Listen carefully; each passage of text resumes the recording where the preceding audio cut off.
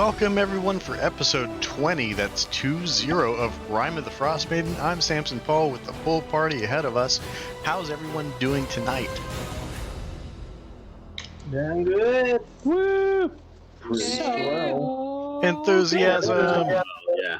just old enough to drink here. Oh, yeah, almost. I guess it depends on which country you're in, am I right? Yeah, that's true. Yeah, in Italy we'd be fine.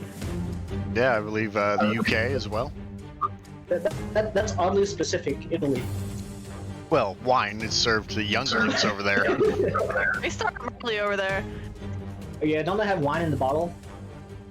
Like, Yeah. with I think wine normally comes in a bottle, Matt. you can have a box wine, Sam. Well, then, but not normally. You That would probably can be find less it. dangerous. Probably true. You can't drink wine out of a box. The box falls apart.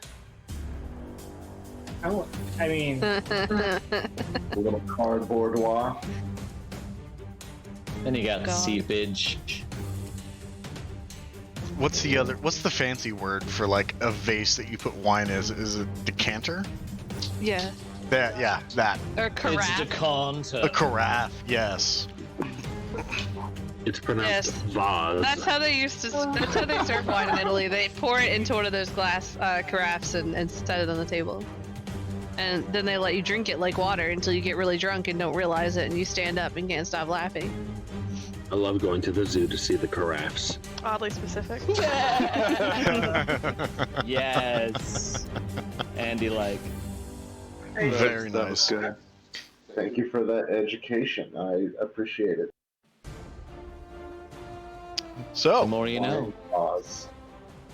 tonight, episode 20, we'll be getting into the recap shortly, but first, if you guys haven't already, there's a great Facebook group that I'm going to link here in the chat called The Tavern, and that's just a great community to join. They have a lot of contests and lots of memes are shared, as well as stories shared from around the table. So if you haven't already, join that group. It's a great one to be a part of.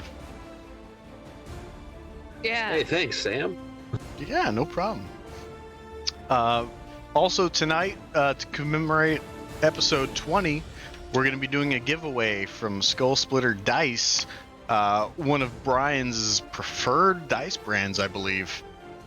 He's a connoisseur. This brand. If anyone was a connoisseur of dice, I would say it is a tie between Miranda and Brian, but Brian has been doing it for longer, so I would veer towards him. Seniority rules. That sounds like ageism. And I'm Miranda- for it. Well, I I am- apologize. Youthful and less dice educated. Oh boy. So stick around, be on the lookout for when we start that giveaway. I'm not sure at this point if we'll do it at the halfway point or the end point, so just stick around and listen in and find out. Does anyone have anything else they'd like to plug before we get into the recap? Yeah. Do it. Yeah, hey guys. So I just joined a new band. We're called Point Blank, and we'd really appreciate it if you'd head over to our Facebook page and give us a like. Yeah. All right, Point Blank. Hell yeah. Doesn't And our matter friend Hannah. how far away we are when we give. Oh my god. Yeah, that's what I was kind of wondering, is like the mosh That's pit it. on stage. Andy can't come. And don't forget our friend Hannah's TikTok at Duff the Unicorn. She loves you and she thinks you're wonderful, and you should go like her on TikTok. Miranda got an emotional support elk. I did.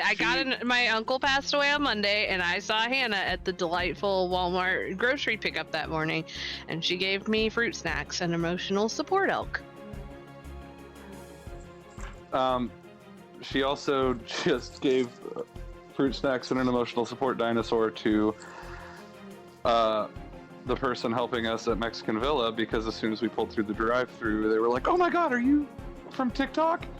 That's hilarious. She was like, oh god. "Yeah." He goes, "Can you come in to get your food and let me get a selfie?" So, I think That she's is got so- enough so followers now, cool. so you guys are fine. Don't worry about following her. It's cool. 175,000 is enough. We're done. Billy's just trying to get out of having to read more comments. Billy's just mad because he has less followers than her. Well, I went from 30 to 1,300 because of her, so I think I'm fine. It's not bad. Oh man. All because she started mentioning me in videos, and people are like, "Oh, cool. I guess we'll follow the husband We'll too." follow that redhead. Yeah, 1,300 the, of her 175,000. We're like, I guess the husband's worth it too. her personal lumber snack, as she calls you, I see. Yeah, that was one of her followers called me that in a comment, and now she uses it, and now they That's want T-shirts. Hilarious. You should make t-shirts about being the lumber snack. We're probably going to. Oh my god, I'm so excited. We're already starting her merch store. It's a thing, so that will probably become a Yay! shirt on it soon. That's exciting stuff. It is. She's going to Yeah. be doing emotional support kits, and there's some T-shirts and masks and a fanny pack, and I she's going to be love it. doing mini brands earrings along with emotional support dinosaur earrings, and there are several things in the works. So I'm so excited for her. Me too. That's such a great thing to happen to such a good person. Mhm. yeah, she's pretty great. So everyone go follow Hannah so Billy has to review all the fucking comments. Yeah. Yes! Yeah, all right. Hack 'em! Yeah, he doesn't have enough to do in his life. I'm just glad she doesn't try and read every single Hey, comment anymore. maybe 'cause she'll she's just get got enough famous, to she do can with just that. hire you as her manager. Oh, we have a manager already. Nice. There you Well, go. it's one of her good friends and personal toy dealer. Has been very, very helpful in getting all of this set up, and he's amazing. Sweet. Awesome. All right. Anything else? Anything else before we get into the recap? All right. I will take the silence as a no. Please go ahead with the recap, and we will begin as such. No, Oh. please go ahead with the recap. Yeah, Sam. Play some D&D. That I That was kind of on feel the nose. slighted from that a little bit. Sam, you are loved and respected and cherished here. Just not by your one- fiance. Yeah, but only really by one member of the party. Oh man. Alrighty then. Oh, man. So, last week on D&D, the party started by waking up in the tavern and starting to kind of mull about and try to figure out what to do. Eclipse, Vega, and Lysander decided to give some more help to the bees and such that needed to be cultivated, and they spent most of their time so far helping construct some bee boxes to create these little portable containers for the bees to live in and be able to harvest the honey from them safely and in a very safe environment compared to falling off a tree and the blizzards that come by and all that stuff. Meanwhile, the other half, I guess more than half, the rest of the party decided to start looking around town and figuring out what to do, and they came to the conclusion that, hey, maybe they should try to solidify that secondary runner for mayor, and went out and sought what was her name? It was Olivessa. Go out and find Olivessa, and found her inside of the lumber yard constructing casks for the mead. From there, was able to go into a little bit of a discussion as to why she was a little less than willing to step up to the plate, but ultimately the party offered a pretty nice way to be able to get a leg up on the competition from Shandar, and offered to go and find this Verbeeg, or this threat to the caravans, and dispatch it for her in her name. And also, there is also a branding effort on the casks that Lek had imbued the words Olivessa for mayor into the cask she was making. And once that was agreed upon, the party decided to head out and try to track down where this caravan was last seen, eventually making it there and running into a chewinga and a small fox on the way, in which Andy was actually very supportive of the fox, who got trapped into the small trapping clamp that was left by a hunter, and the chewinga was very appreciative of it and gave her a blessing from the chewinga itself, as the chewinga then bowed and threw a snowball at who was it? I think it was it Lek? Silas. Silas. It was me. Silas got snowballed by the chewinga, and he rode away on the fox, never to be seen again, maybe. Tracking down the giant footprints, made it to the cave that housed a verbeeg and also an ogre, as they found one snoozing in the back of the caverns, waking it up, and the ogre was calling out for its friend, saying, "Me friend! Me friend!" And making short work of that, stumbling upon its the stash within the lair, and as they were looking around and looting, the verbeeg was awakened to this invasion of his home, and with a little bit of contestment, there was a little bit of a struggle, but the party was able to put down this verbeeg and try to carve off its head and bring it back as a trophy to present to the town in all of S's name. Meanwhile, during a short rest, well, that verbeeg had a date that night, and the party heard the word "Doog, I'm here," as this female verbeeg walked in and saw the body of her decapitated lover, and another struggle ensued, which was a little bit more close to the skin, with a couple people going down and having to make some death saving throws, not being sure if they were going to survive or not, but ultimately the lover was put down, and after that they decided to also take a trophy from her, and also discovering that she had brought not only food for their date, but trinkets of these small metal, or these probably 2 by 2 foot of metal fragments that seemed to be of a strange alloy that only one party member was able to identify, and that was Carcass, who became immensely afraid and quite concerned about these fragments. A little bit of inquiry went into that, and in addition to that being found, there was also some sort of magical belt found by Zizix. However, in the mind of Lek, he heard a voice that drew his attention to the belt, and that he should try to acquire it. And where we are going to pick up today is going to be in the town of Goodmead, in the forest, with Vega, Eclipsa, and Lysander tending to the bees. Does anyone else have anything to add to that recap? Anything that I might have missed? I think it's very important that everyone knows that I was right and that the ogre was not to be trusted. In your face, Adriana.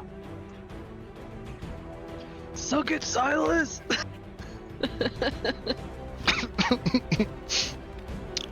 Alright, very good. So just to clarify, we're picking up in Goodmead and they're all still in the cave? yes. Okay. This would have been about burning into about 3/4 of the daylight, so you probably have about an hour of daylight left before they make their way home, and we'll jump in with them before they depart the cave, just to wrap all of that up. So, you guys find yourselves near the lumberyard, over by where the bees are kept. So you hear the sounds of wood being chopped and the buzzing of bees kind of coming in from outside, and you find some brief respite from the cold and head inside to warm up a little bit, where Olivessa is making her casks, and you see she's got a stack of 3 and working on a 4th at the moment when you enter, and she looks up to you and says, how goes the bee tending? Seems to be going fine, I suppose. I guess I should probably find my old pal Buzz at some point and see what he thinks of all the new accommodations.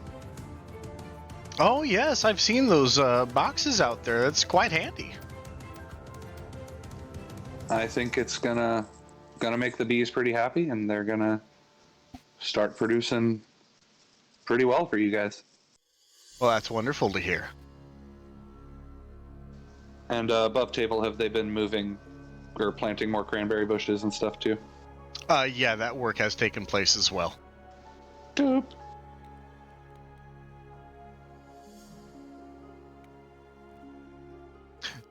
And Olivessa, she continues to work on her cask in front of her, and she says, well, I hope your friends make it back by nightfall. It could be, and she kind of looks outside and she says, you never know when the next storm's going to hit.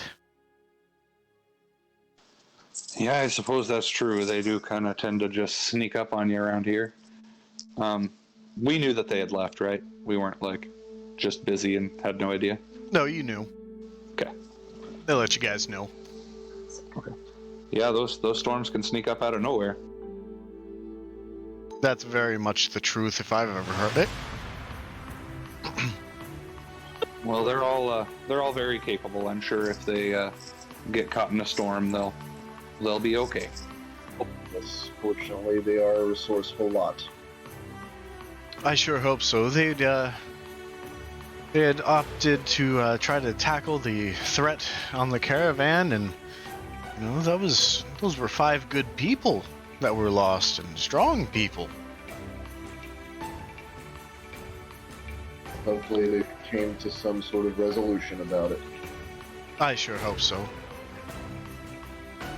And not that our party is stronger or better than they were, but our party's not going to be blindsided by it either, so that will be helpful for them. They're the ones doing the blindsiding, as opposed to the other way around. That can make a big difference. And that's very true. The element of surprise, that seems to be the deciding factor in a lot of encounters, I'd say. Oh, it sure does. And Olivessa looks over to Eclipse and she says, you seem mighty quiet. Are you all right? Oh, yes, of course. Just musing over the thoughts of bees and how they go about their day. Oh, I imagine bees are quite simple. Vega would probably know better than I, though. Oh, I think they're probably pretty happy right about now, and I think we ought to go find out. I'm about ready to go talk to Buzz again. All right. As you guys start to head outside, go ahead and give me a perception check.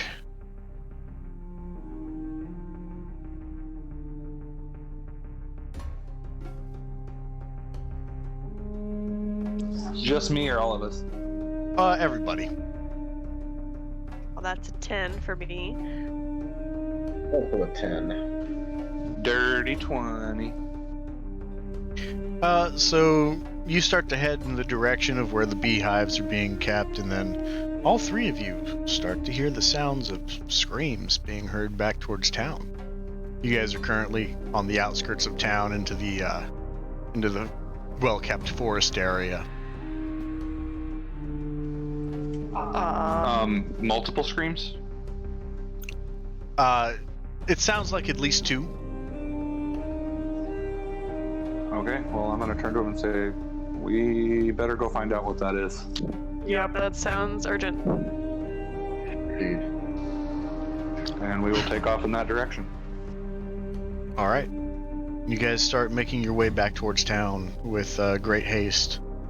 And you start to see smoke starting to rise from some of the town, and as you get closer, you start to see a woman unarmed running towards you.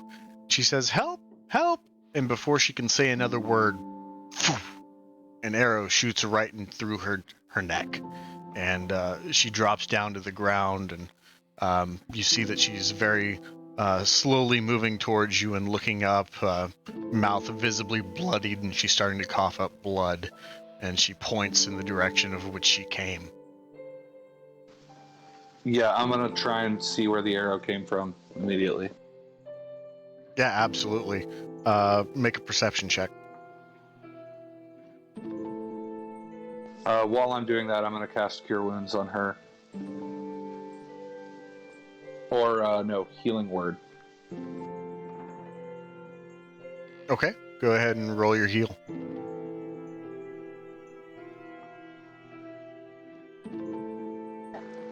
My perception was a 4, and to heal, that would be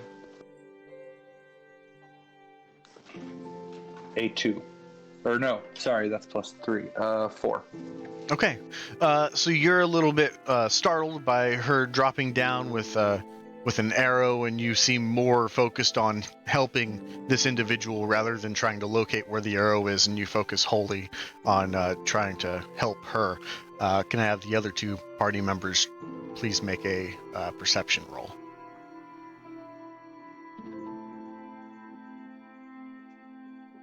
That is a 12. I also got a 4.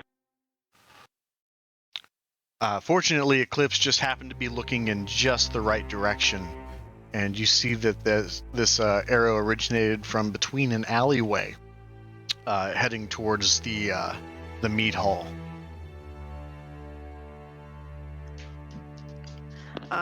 Eclipse is gonna gesture towards the meat hall alley and not really say anything, but start running towards in that direction. I will follow. Is the woman okay? Now that he cast Healing Word on her? Go ahead and make a medicine check to kind of give her a once-over. 13? By the looks of it, it looks like her wounds are superficial at this moment, except for the arrow that is penetrating her neck. And with that medicine roll, you're able to see that it didn't go directly through the back of her neck and split her spine or anything, but it's more off to the side, so it was maybe a quarter of an inch away from being a fatal blow.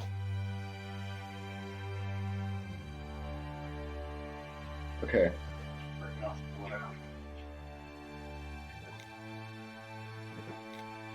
I'm gonna kneel down beside her real quick and ask, do you know where you can get help to fix this? And she looks up to you and she says, back in town, but I just want to hide. Go and do that.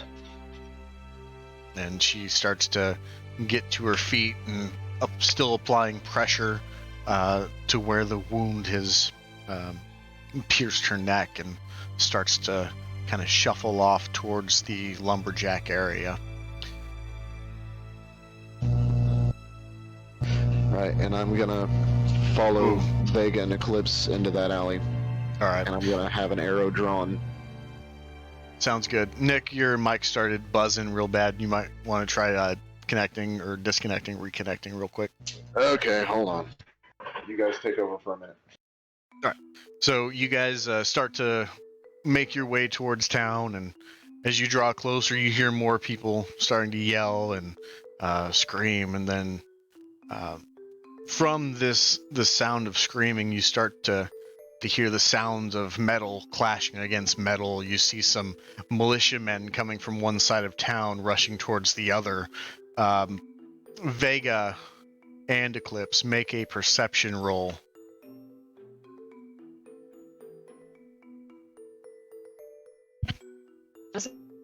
A 13 for me. Okay.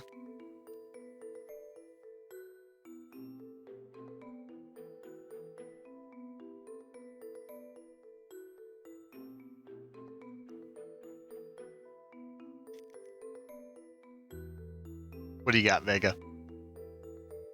Oh, I got an 8. Okay. So Eclipse, you being from Good Mead and knowing some of the individuals here, you see that the man leading the way with the militia is none other than Shandar, the person that is running for mayor. And you see him charge ahead, this very burly dwarf with his great axe. He's saying, "You'll never get out of here alive!"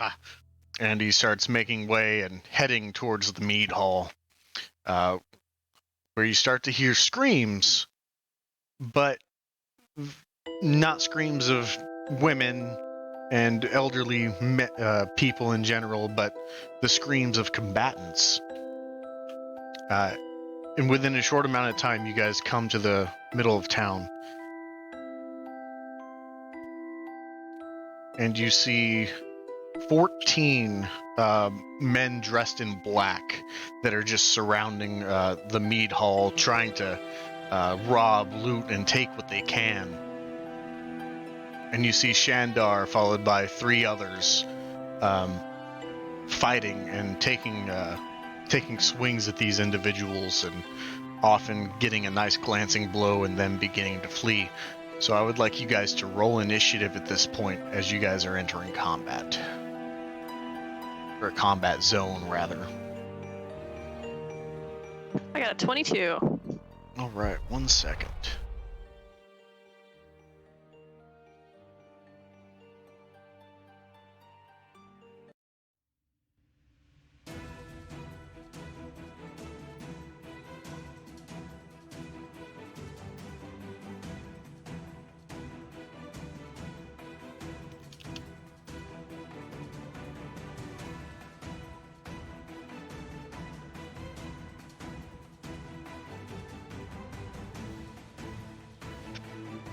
Okay, uno momento still. Setting up the tools in D&D Beyond. Very useful, but sometimes takes a little bit of work. Alright, 1, 2, and 3.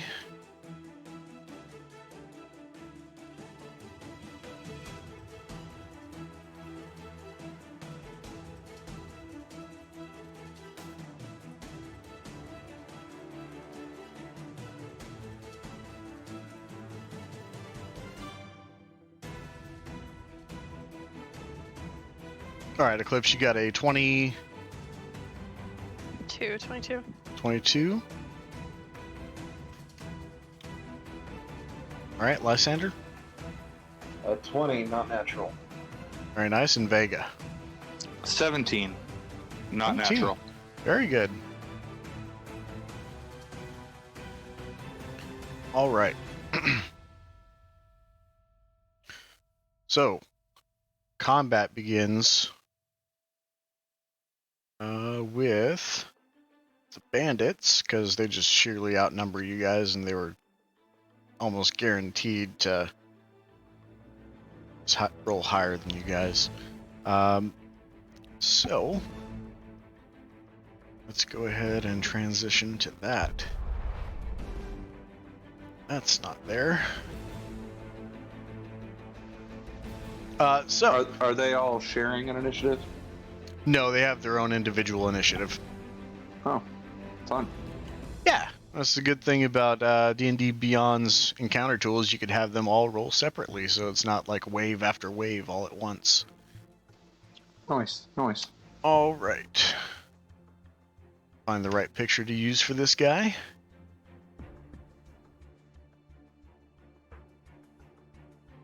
That works for me. Far too large.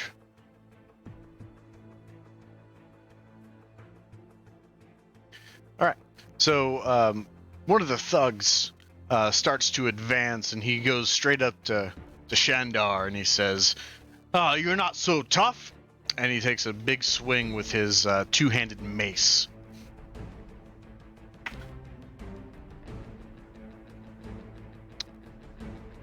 As he swings with a big front step like a baseball player and just trying to lay into the ball, Shandar just gracefully brings up his great axe and deflects it away and immediately counterattacks. And you see him take his great axe and just connect directly with the forearm of this individual, and it kind of bends a weird way, and Shandar then follows it up with kicking him and shoving him down to the ground, and he says, "Go back to where you came from." Hell yeah. Next up is Eclipse. You're about 30 feet away from the nearest bandit. What would you like to do? I would like to run up to the nearest bandit and give him a right proper whack with my quarterstaff in the ribs. Okay, go ahead and roll to attack.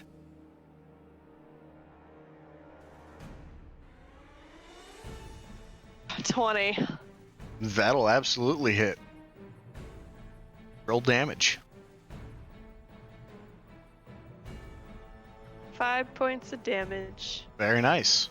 Anything else with your bonus action?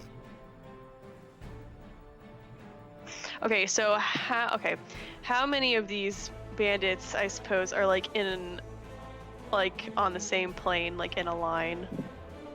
In a line, not very many. Close to the one that you are at, there's they stay into about groups of 3. So you have 2 others, including the one you just pelted with your quarterstaff in your immediate vicinity. Darn. Let's see. On the one that I'm currently attacking, let's do the flurry of blows. Okay, roll to attack.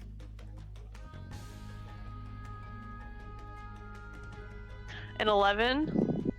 11 unfortunately just misses as he catches wind of where you're attacking from after you just pelt him with your quarterstaff. He sees you winding up and throwing fists, and he just ducks from the first attack. Go ahead and roll your second attack.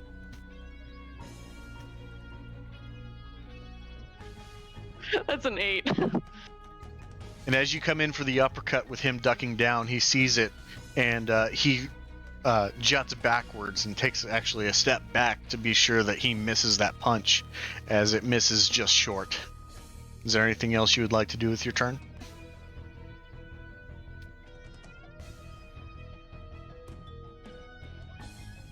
Nope, that is it.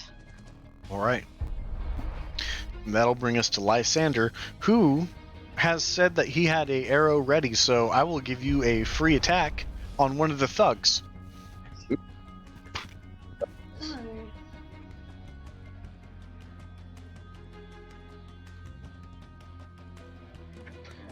That is a 13 to hit. That will hit. Roll your damage.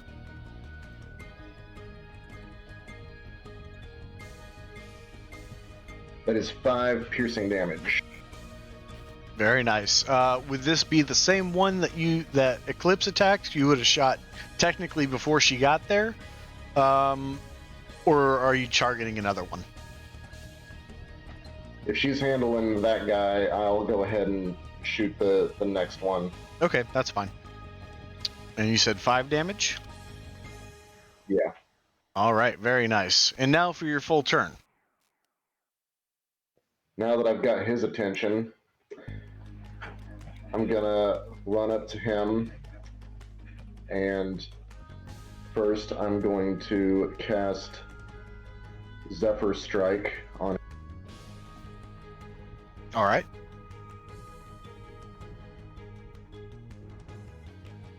You cut out there if you continue talking. Oh, no. And I'm going to draw my long sword and slice him up with it. All right, go for it.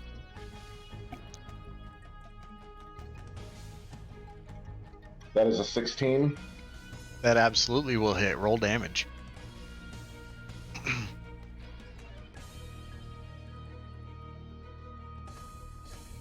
All right, that'll be 5 force damage from the Zephyr Strike, and that'll be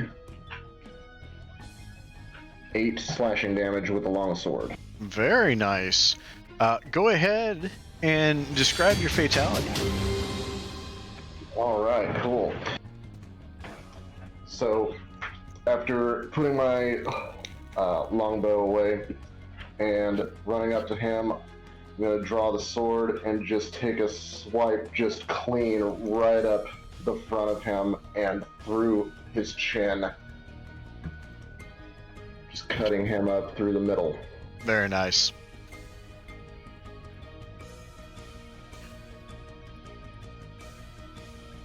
When you see him start, you see the sword just pierces through his black heavy winter clothing, and you start to see the color of red just drench and drain down his clothing as he falls back and flat, with an arrow sticking out of his chest. Is there Nice. anything else you would like to do? I'll retrieve that arrow and then Okay. look around with a glare as best as I can muster with my metal face, with a who's next kind of vibe going off. Absolutely. Next up, have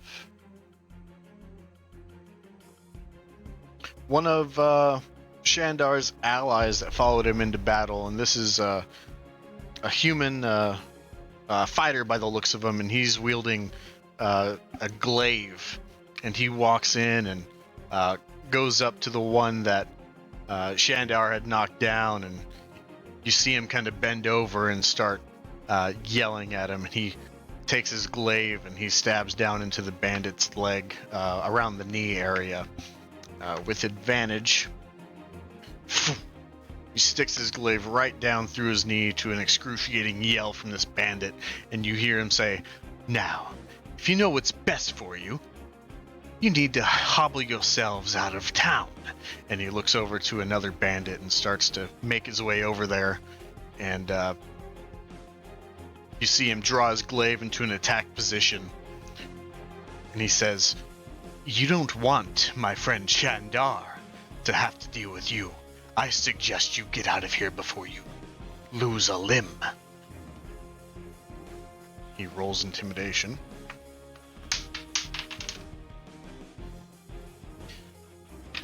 And you see the posture of the bandit visibly start to wilt. And he takes a step back and he drops the bag that he was carrying and starts to run out of town.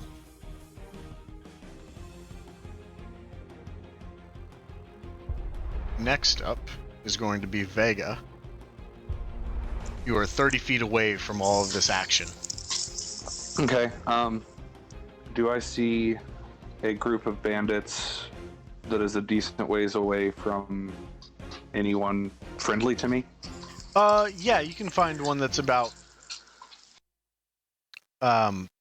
60, 70 feet away.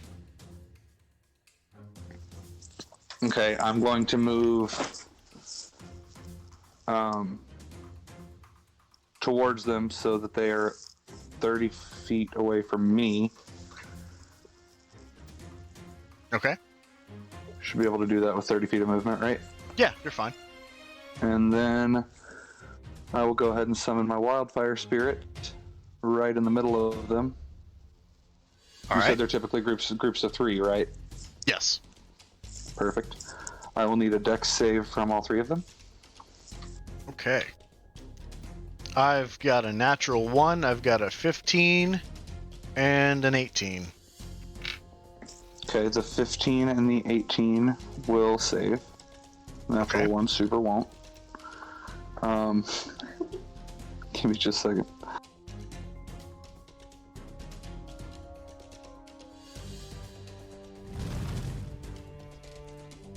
Oh, wow. Bach Talks. 5 tier 1 subs. Thank you very much, buddy. Wow.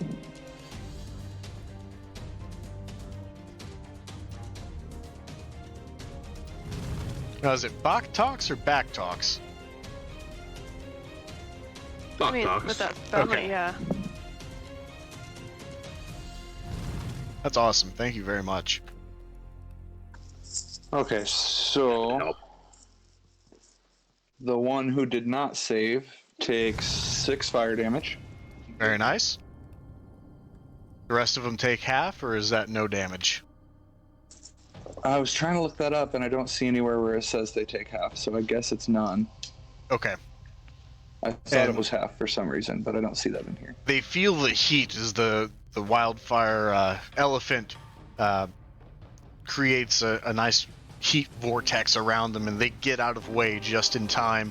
But one poor guy was pretty much centered on and gets incinerated by this flaming elephant and gets burned pretty badly, and you see him immediately drop prone to try to exterminate the flames that are on him. Wicked.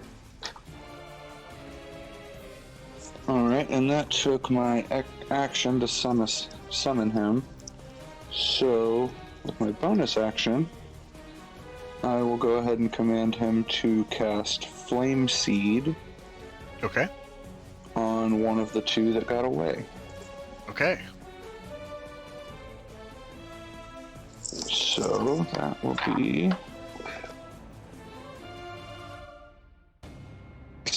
19 to hit. Yeah, absolutely, he's gonna hit.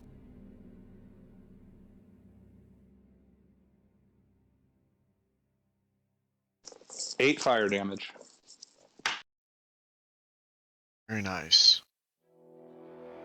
And you see him too erupt into flames, and he is able to find a wall that's kind of covered with snow and kind of roll himself around in it to quickly extinguish the flames, but you can see that it's done a great bit of damage to him, and his face that was pale white is now quite charred.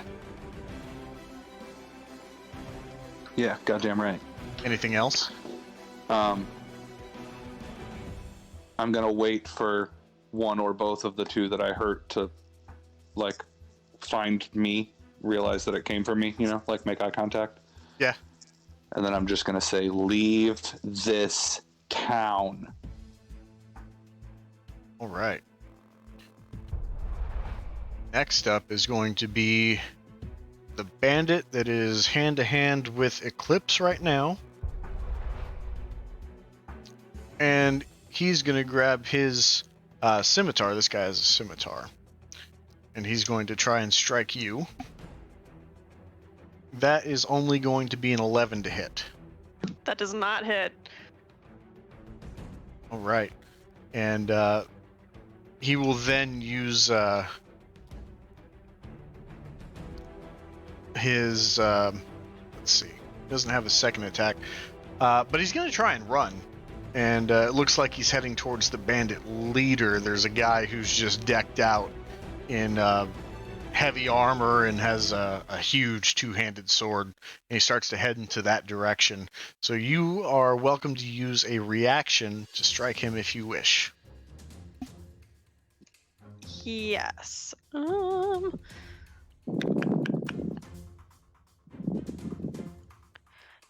Yeah, let's just... has he moved any feet successfully yet, or...? He's moved at least 5 feet, which triggers your reaction. Okay, cool. Let's do, let's reach out with my quarterstaff and try to trip him. Yeah, reach out and touch him.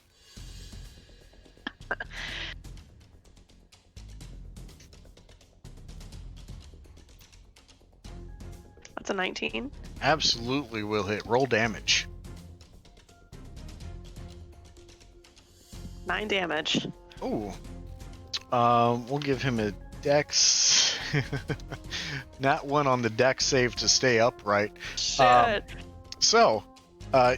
You extend your reach with your quarterstaff as he starts to leave your threatened range, and you do like this scoop motion with your quarterstaff once you make contact, and he gets upended. His feet are in the air, and he lands directly on his shoulders and neck area, and he falls unconscious.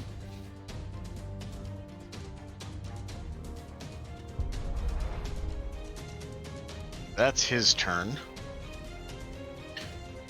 Next up is going to be one of the bandits that was around him. And he's going to look at it immediately at what you did. and then he's going to pull out his crossbow and get some distance from you. He's outside of your threatened range. Well, he's moving outside of your threatened range, and you just use your reaction, so you'd be unable to use an attack on him for doing so. So he gets about 25 feet of distance, also moving towards this bandit captain. And he's going to try and shoot at you with a crossbow. Which is going to be a 16 to hit. That hits. Alright. And he will roll damage. That is going to be 5 piercing damage with the crossbow as he loads it, and he just hits your shoulder just a bit, and you're able to pluck it out and not feel the full brunt of that damage, but it did some. Darn. Next up is going to be one of Shandar's compadres, and he's actually going to go up towards the bandit that just shot you. And he's got a big two-handed warhammer. This guy is he's an elf who is dressed very heavily. He's got some serious armor on him. And he walks up behind this guy and tries to he gets a nat 20 on this guy and just unloads his hammer onto him. Whew. So that's a critical hit for 10 damage, and he just lops this guy on the back of the head. The guy immediately falls down to a knee, and he says, "Get out of here, drop your weapon and leave." And he actually uses the rest of his movement to actually drag the guy about 5 feet and shove him in the direction to leave town. And that bandit seems to be turning tail to head out. But his buddy, the other bandit, sees this, and he looks at Shandar, and he looks at his friend who just got pelted with the warhammer. He says, that dwarf is too much for us to handle. We need to get out of here. And he is going to try to persuade his bandit friends to join him in leaving. And you count 1, 2, let's see, how many are left? Got about 6 bandits. 4 of them actually look to the guy who's calling for them to leave, and they drop their weapons and any loot that they're carrying, and they start to make their way out of town.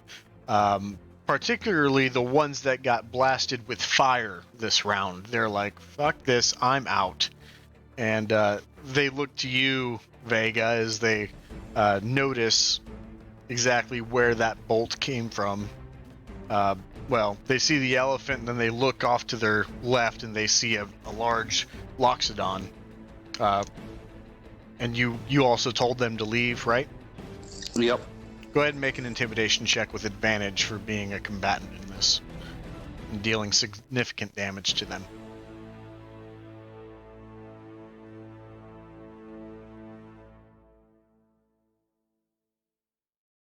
That'd be a nat 20 plus 1. Oh, very nice. And they are just even more convinced that they picked the wrong time to come after this village, and they start to head out. But the bandit captain, he remains steadfast, and he says, "You all are a bunch of wilted flowers in the goddamn cold." And he goes up to Shandar and he strikes him. Shandar is able to evade this guy's 2 swords. He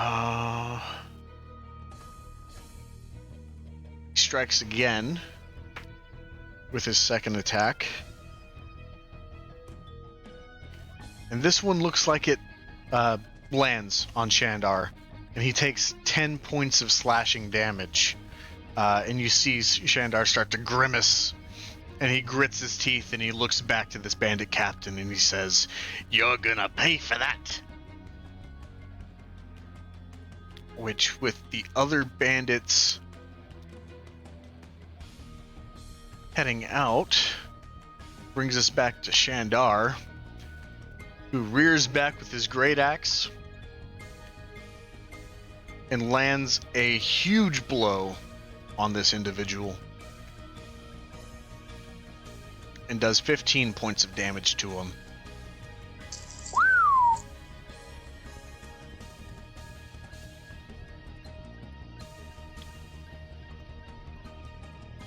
With his second attack, he's actually going to elect to steal any bags that this bandit is carrying with a contested strength check. And he succeeds in doing so. And as he grabs the bag, he gives a kind of shoulder check to him and knocks him down to the ground and holds his axe up to his neck. And he looks around to the rest of the bandits, and he says, "And if you haven't made up your minds, look here, and you will see your fate."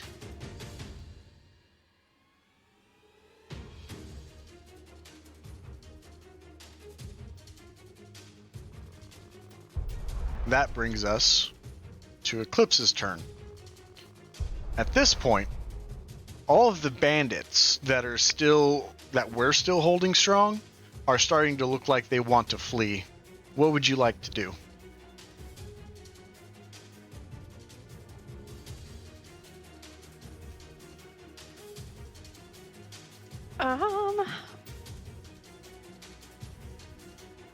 I would like to go to the nearest one and use my claws attack on him.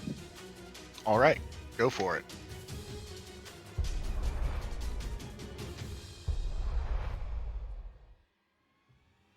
Uh, 19. Yeah, absolutely. Roll damage. 5 points. Very nice. So you let your claws loose and you tear into this guy's heavy winter clothing and just eviscerate it to shreds before following up with a very sharp claw right to the gullet, right underneath his chin, and tear sideways, leaving scratch marks that are obviously are starting to be drenched in blood, draining down into his body. He's still up. Anything else?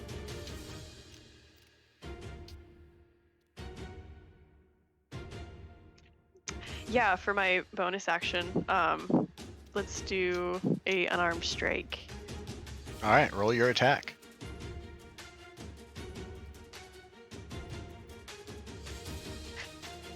That's a 10. That will unfortunately miss as he grabs where you'd struck right below his jaw and takes 2 steps back and just gets out of your punching range to be able to miss that attack.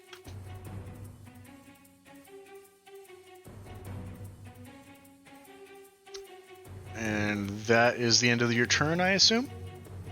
Yep. All right. That will take us to Lysander. As the retreat is on, but you see Eclipse continuing to press forward. What would you like to do? I'm gonna go up to the one that she had just left that was unconscious. Yeah. And because I'm not sure whether or not he's dead, but I want to keep one alive for interrogation purposes. Yeah. So I'm gonna go and check his pulse and make sure that he's still alive or is breathing. Okay. Go ahead and make a medicine check.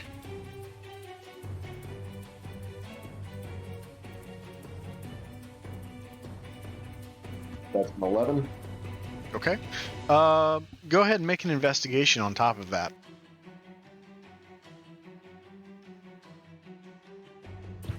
That's a 6. So you notice that he has a pulse. You have to get under a little bit of clothing to do so, and it looks like he's just bleeding from his fall and the attacks of Eclipse beforehand. But you do find a pulse in his neck.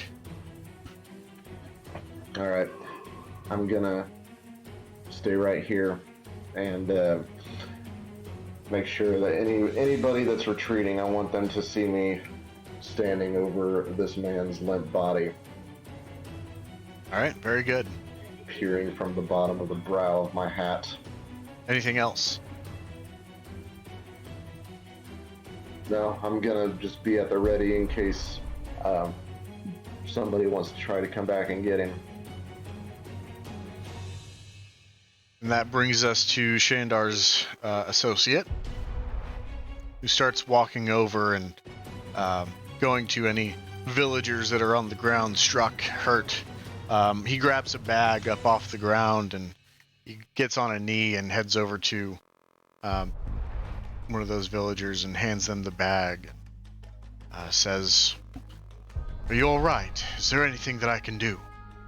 And starts to pull out some bandages and starts to wrap up any wounds that this villager has, and that's what he does with that turn. Vega, Oh yeah. you're up, buddy. What would you like to do as you see the bandits are starting to retreat, though they're not very far yet? I'll let them retreat. I don't give a shit about them as long as they're gone. I'm gonna look around and see if there's anyone in the immediate vicinity that needs help or medical attention or anything like that. Yeah, very obviously you can see a few people who are downed that are from the village. Some of them are bleeding, some of them are just knocked out or knocked down. Not exactly sure from your distance. I will try and help and or stabilize anyone that I can. Okay. You make it over to one and give me a medicine check to try to stabilize. Do you have a healer's kit, actually? I should. Let me double check.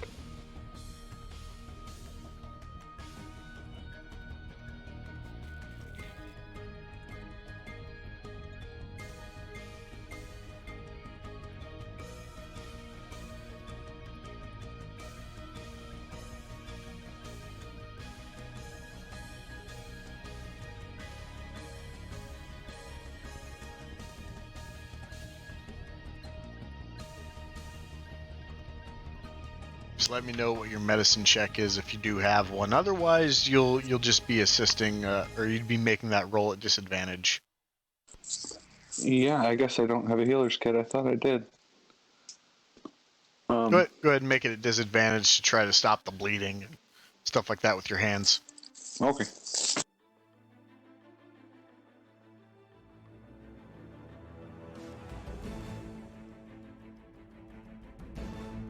At disadvantage, that would be a 6.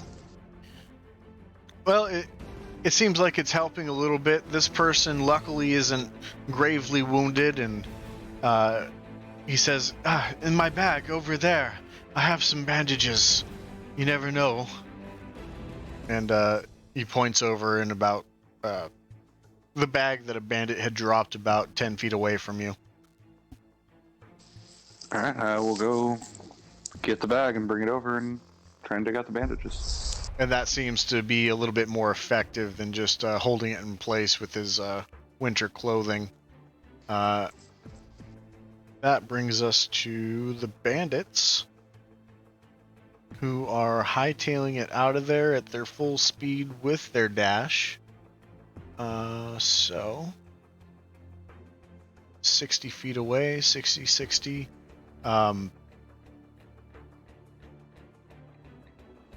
Then coming to the elf with the glaive, and he also starts tending to people here in town. He returns a few bags, and let's see. He's closest to Eclipse at this point. So Eclipse, make a perception check as he passes by.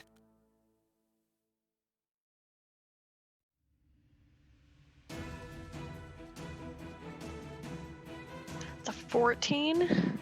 So you see that as he goes to retrieve this bag from this killed bandit that's on the ground, you spot a tattoo on the forearm of this bandit. What looks like some sort of rose.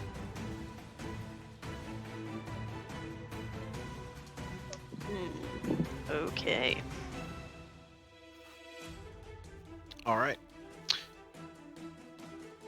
And at this point, I think we're going to go ahead and take ourselves out of initiative, as I think, unless Eclipse, you had more combat you wanted to do as we come back to you next. Nope, I'm good. Okay. As we get out of initiative, the bandit captain still on the ground with the great axe to his neck. Shandar looks to see that all of the other bandits are retreating, and he looks down at the bandit captain and he says, "Not so strong now with your army fleeing behind you, are you?"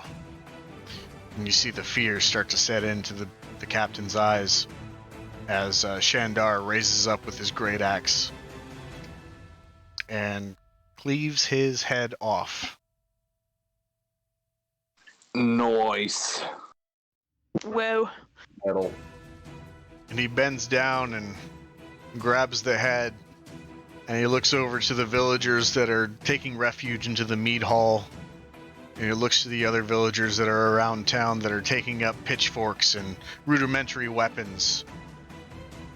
He says, "Let this be a warning for anyone who comes to good mead on Shandar's watch that intruders are not welcome here.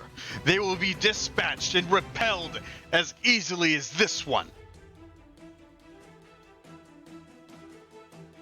As he raises the head up as a trophy and drops it as he finishes talking and returns to helping villagers. Would Lysander be close to me at the moment at all? You guys would probably be about 15, 20 feet away from each other, I'd say.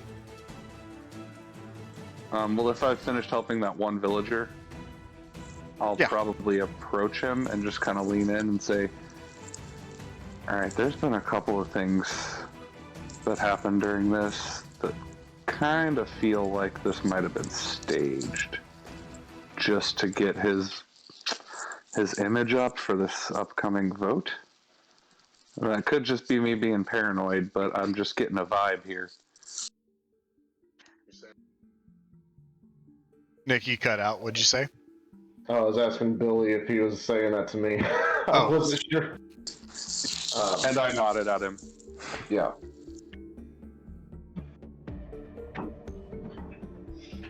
I don't know how many men would be foolish enough to risk their lives for such theatrics, but desperate men will do desperate things. Well, I had that thought too, but most bandits and people of that profession, if someone hired them to do this, they wouldn't ask who. I'm saying maybe Shandar hired bandits to come do this so he could come out looking like a hero. I could just be completely being paranoid and reading into it, but that's just a vibe I was getting. Was he came out looking too shiny in all of this, if that makes sense. I understand your suspicion, but I'm gonna look down at the body at my feet. This one's still alive. I wanted to keep him that way for questioning. Let's get him inside and tied to a chair and see what he has to say. Yeah, that might be a good idea. Maybe he'll know who hired him. So I'm gonna scoop this guy up and we're gonna go somewhere away from Shandar. See if we can find a quiet place to interrogate this man. So currently, you're near a very quiet place, the library. Ha ha! Perfect. There's no nails in the staircase, too, in case you're wondering, for this quiet place. That's good. Oof. What a scene. Yeah. Oof. So, Eclipse, you see Vega and Lysander kind of having a conversation back towards the bandit that you knocked unconscious. Are you heading back to that vicinity? Yes. You catch wind of the tail end of their conversation where they wanted to get this guy tied up to a chair and into the library. Do you have anything to add to that? Excuse me. I'm gonna go ahead and mention that I did see a tattoo on one of their arms that resembled a rose, if anyone knows anything about a gang with that symbolism. Do either of us know about that? No, not offhand. But if you guys would like to try to look on this person for that tattoo, you can make an investigation check. Yeah, we'll do that. Are we inside the library yet? No, not at this point as she approaches, but you can do that as you guys get inside. The library door is open and nobody's inside. You see a couple chairs leaned up against some of the tables that are used for reading. You kind of figure that would be a suitable accommodation for this event. Yeah, I would like to lock the door, or since I'm carrying this guy, I'll tell Eclipse to lock the doors behind us as we go in. And is there like a little office or a room that is off from like the public area that we can take him to? No, there's no office area or anything like that. This is a very modest kind of library where there's like a front desk where the librarian usually sits and has all that. But some of the tables are towards the back of the library, kind of out of immediate view. Then we will go there. And you carry this individual to one of the chairs, and he's still knocked unconscious as you set him down and begin to fasten him with a rope, I assume? Yep.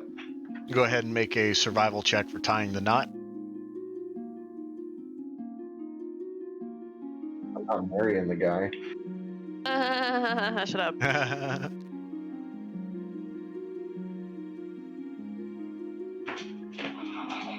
Oh, Vega is going to tie, and I will assist him, since his survival is higher.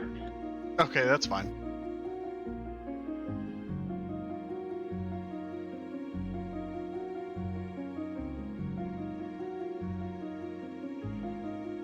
That would be a 19.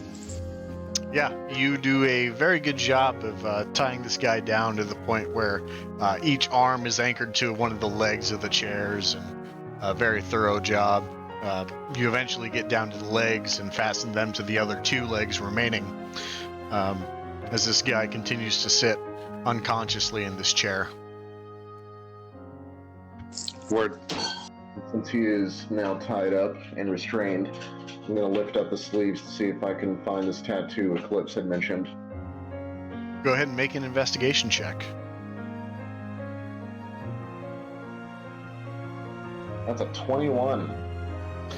So as you start to look underneath this guy's clothing on his right arm, you don't find anything. But on his left arm, you start to see the tattoo, and you pull his arm all the way, or the clothing all the way up past his elbow. And you see on the inside of his forearm a two-leafed rose of some sort. That seems to be... It's odd because it has a very... S-curve type of stem that goes all the way up before the flower of the rose. It says that it's black in color. Yes, it is. Okay. And we do not recognize this symbol at all? None of No. us? Yeah, okay. I'm gonna suggest that one of us draw it in our notes so we can try and find out about it later. Yeah, I will do that. I would like to draw in my journal before we wake him up. Yeah, go ahead and give me a dexterity check for that.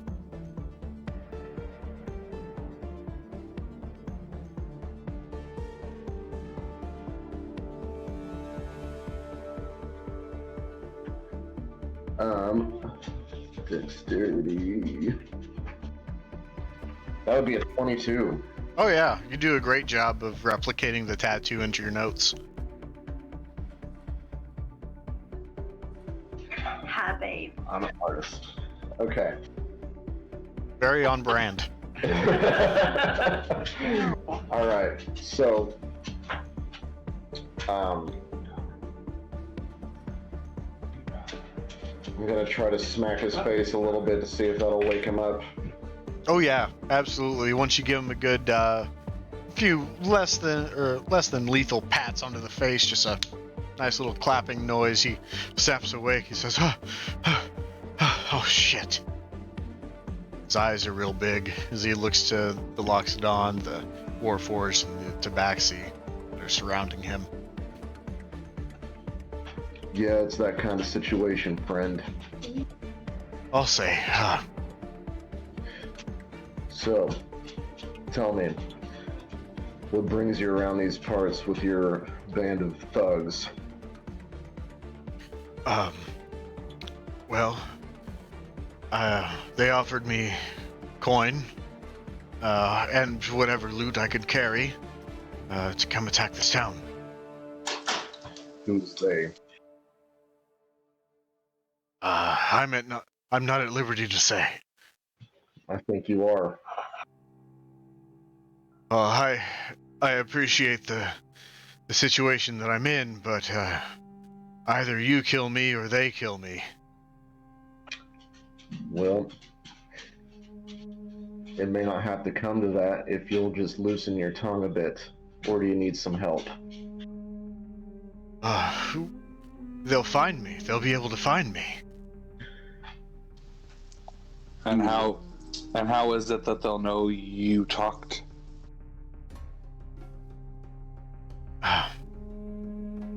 Well, all your friends have fled. Go ahead and make a persuasion check, each of you individually.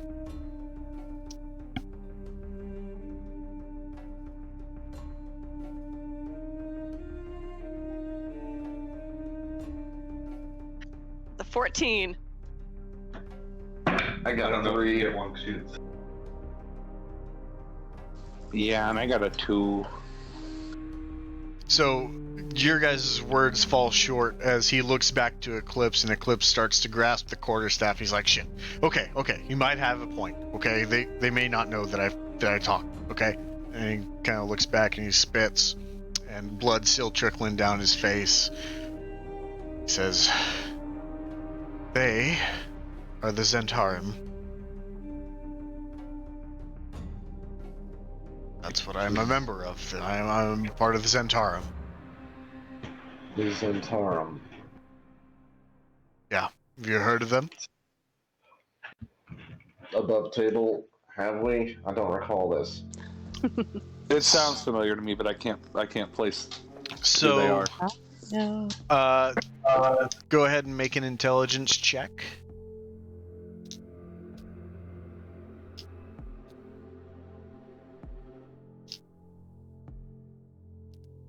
Uh, 11.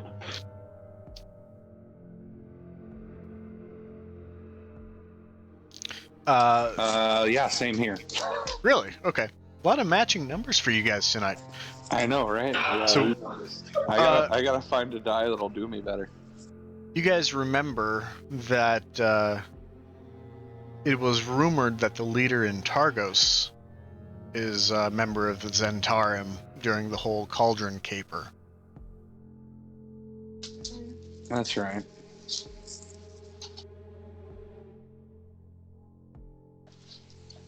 So what is your operation? What do you do? I'm nothing but a lowly thug. I just provide muscle, and I've obviously been bested. Yeah, obviously.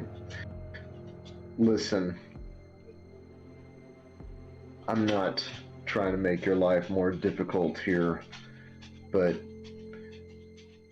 we really need to know who hired you, for what purpose, and what do you plan to do next. I don't even know your name, so feel free to tell us anything you please.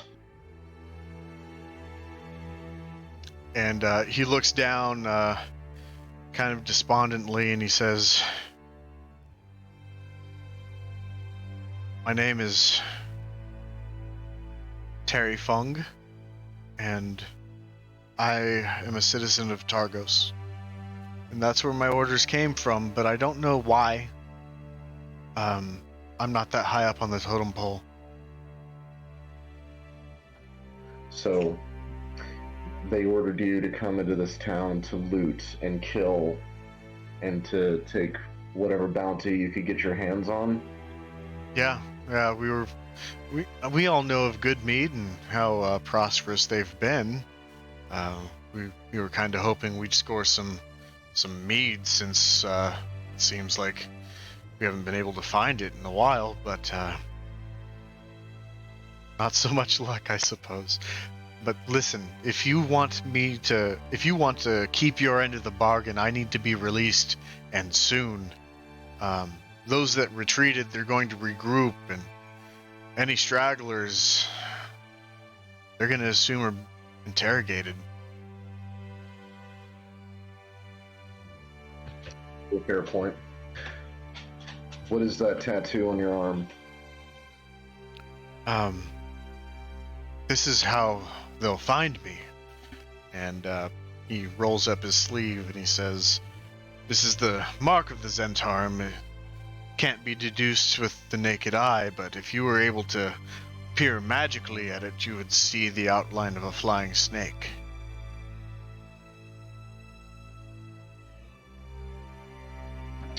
Uh-huh. So, what is your leader's name? The bandit captain? Well, his name need not much matter anymore, I suppose. He's, been beheaded. Pretty observant for an unconscious guy. I could still hear that dwarf has a bellowing voice. Indeed he does. So who is his leader? Who is the top of the food chain here? I don't have an answer to give, unfortunately.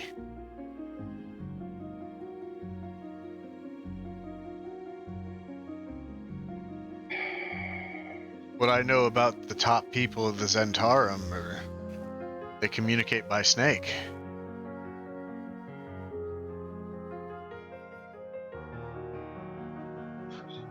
Mm-hmm. They send missives with these flying snakes from town to town wherever they have insurgents, and we have insurgents all over, I hear.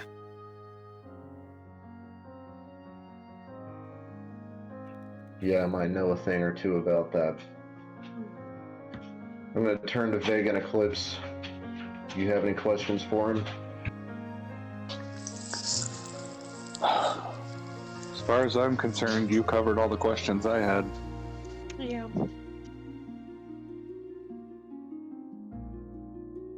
All right. And he says, well, I need to get moving.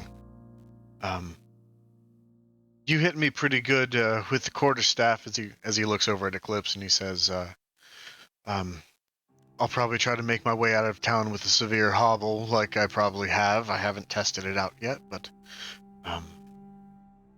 maybe that'll give me enough cover to make it back to them a little late. We could arrange that. I'm sure it's well and good, thank you. You need a lifestyle change, friend. This line of work doesn't suit you. You haven't seen me try to fish?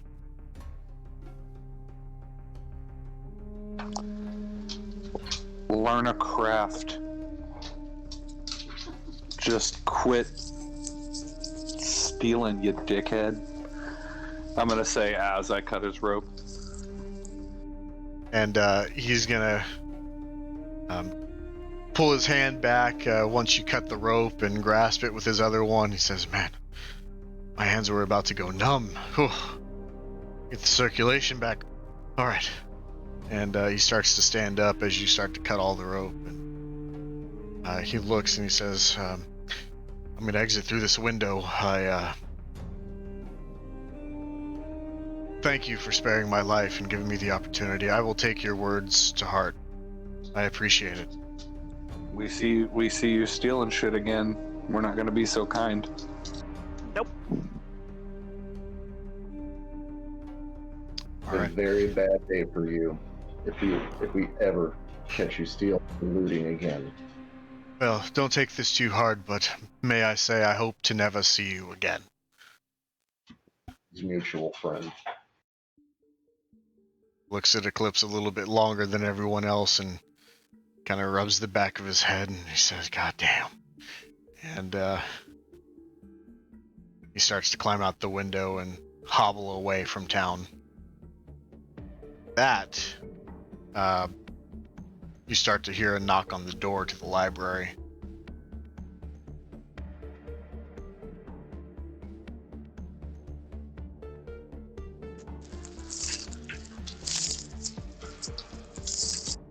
Maybe we should go out that window too. Someone might have seen us come in. I don't know if we can do that.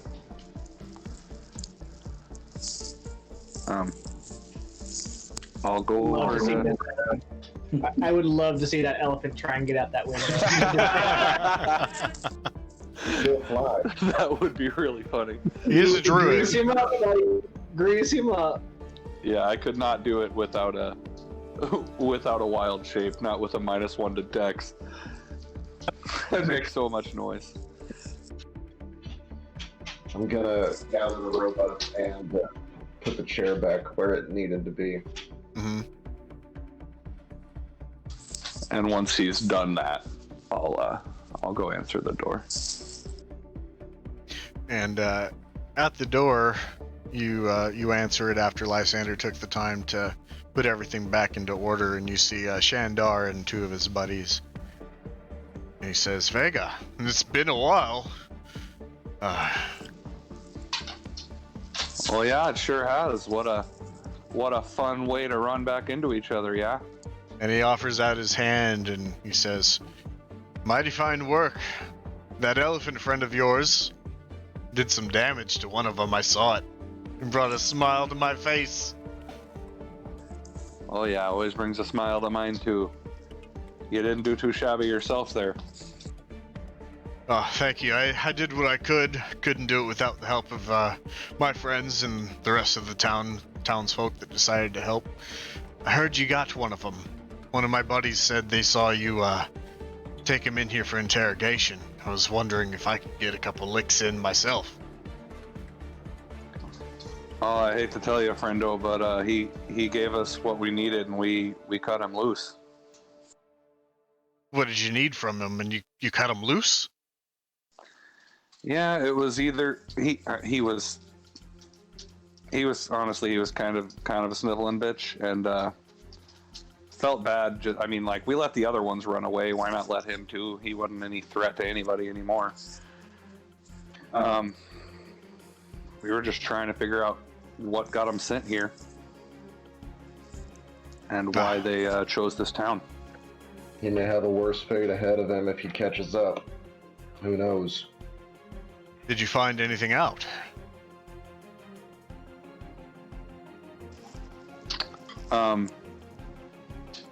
Are his arms exposed at the moment? Fairly. Do I see any sketchy tattoos on them? No, easy enough to look at with his arms at his side. You don't see any marks on his arm.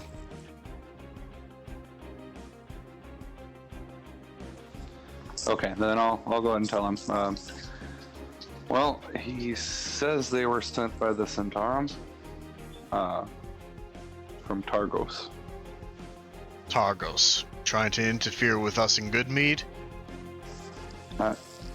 If what he said was true, and it seemed like it, but I mean, then again, you have to consider the source. So, but I think it's worth looking into. Fair enough. Man, to say anything to get out of a hostage situation. Did you rough him up enough first? We didn't even have to. Like I said, he was a bit of a sniveling bitch. Left a pretty nice goose egg on the back of his head. Ah, glad to hear it. Who did that? Gesture to the tabaxi standing next to us. Give kind of a small wave. It was me. Eclipse, you did well as well, I hear. That's very good. Thank you. I'm pretty skilled at what I do. And he offers his hand out to shake as well, and congratulations and thanks. And she'll meet his hand with her fluffy paw and give it a firm shake. And he also offers his hand to Lysander, and he says, a town like this needs to be well guarded with the commodities that we have, and I would appreciate it if you would stand with me and trying to, get me elected to this town so we can keep the firm grasp of security around this, what we hold dear in this town. Keep people like that out. I appreciate the offer, friend, but we have other business to attend to. But I can assure you, if we ever find our way back into town, you have my support. Well, I appreciate that. Vega, Eclipse, are you leaving town with this individual, or are you staying a while? We have to leave too. I'm not sure exactly when, but it'll probably be before the election. Yeah. Understood. And with that, we will go ahead and break from this scene, and we will find our way back inside of the Verbeeg cave, where Carcass, Andy, Lek, Silas, and Zizix are all there, recuperating after the battle with the Verbeegs. Zizix has just recently found that magical belt that he has stashed away. What would everyone like to be doing at this point, as you guys have completed another short rest? The fight ended in the middle of the night, so did we just sleep the rest of the night pretty much? So it wasn't technically night. Like, by the time that attack in town finished up, it would be around the time that you guys first fought the female Verbeeg, if that makes sense.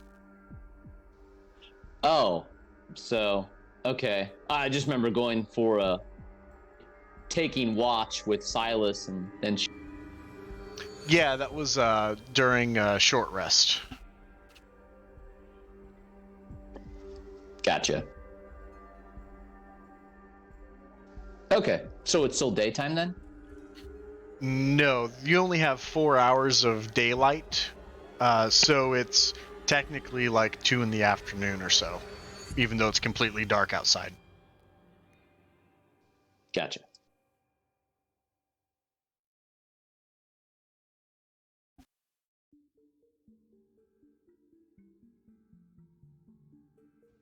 Silas wouldn't mind trying to sleight of hand those metal pieces into their pocket.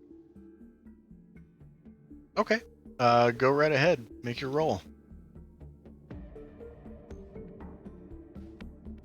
That would be 21. That is higher than everyone's passive perception, so you would be able to sleight of hand one of those metal pieces into your bag.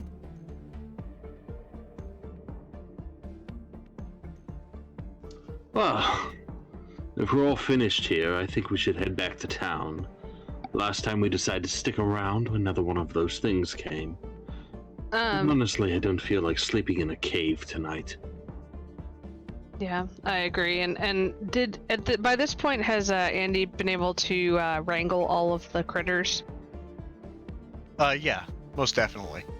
Okay, then she's gonna like just lead them on along with them. I did mend the cart.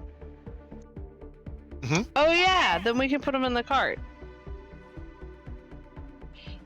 Might I recommend throwing the 3 heads into one of the empty good meat barrels just to consolidate our proof a little bit? That's a good idea. We should probably load up the other barrels as well. Make sure we return with not only the proof, but the reward. But of course.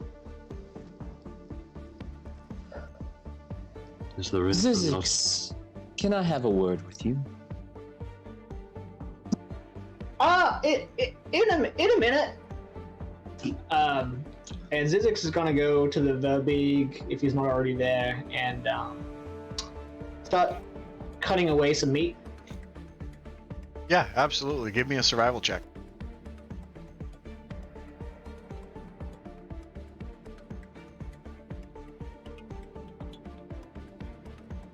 The most natural of nat ones. You go straight for the kneecap, and you actually just hit a bunch of bone. But you get some slivers of meat, as it's not an impossible task to fail at. Just not as much as you'd like. No clean steaks. A lot of fat Okay. cartilage. Fatty. Alright. So Zizek starts carving away for the next 5-10 minutes on the Verbig as Lek had proposed that question to him.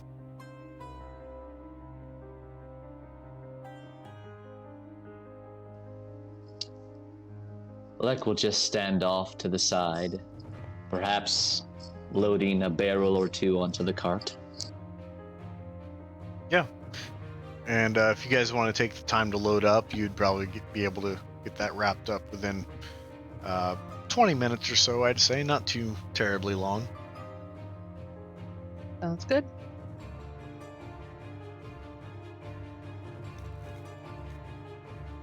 Well, with everything taken care of here, shall we do another pass around, see if we can find anything else of interest, or shall we just head back to Goodmead? I'd say we head back to Goodmead. Our friends are probably wondering where we are. Yes, I've spent enough time in this dreadful cave. Let us depart. As you wish. Silas will just kind of hop onto the cart then, or sled, or whatever it was. A cart. You find a good spot between all the barrels and everything else that got looted and loaded up, and you find that nothing's pulling the cart. Yes, how exactly are we going to move this cart? Can't we pull it? Andy's gonna try to do that. Sure, go ahead and make a strength check. Good luck.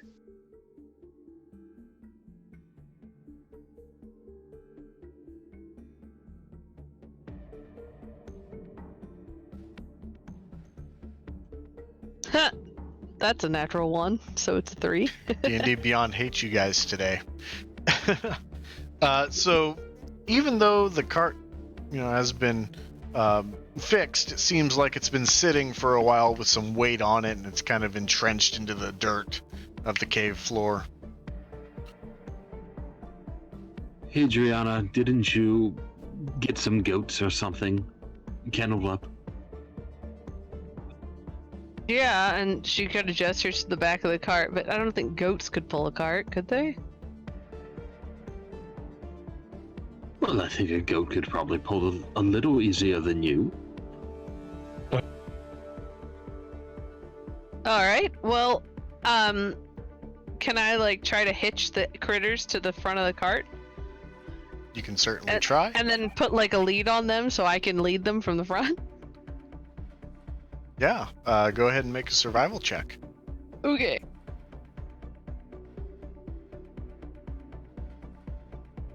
That's Lek a will be 16. amused by this. Yeah, you do a fine job connecting them to the cart. Okay, then I'll just lead them forward. Okay. And collectively, the animals will make strength checks. And the cart begins to move. Hey. What are you leading them with? Just the rope. Okay. Very good. I will fall into step next to Zizix.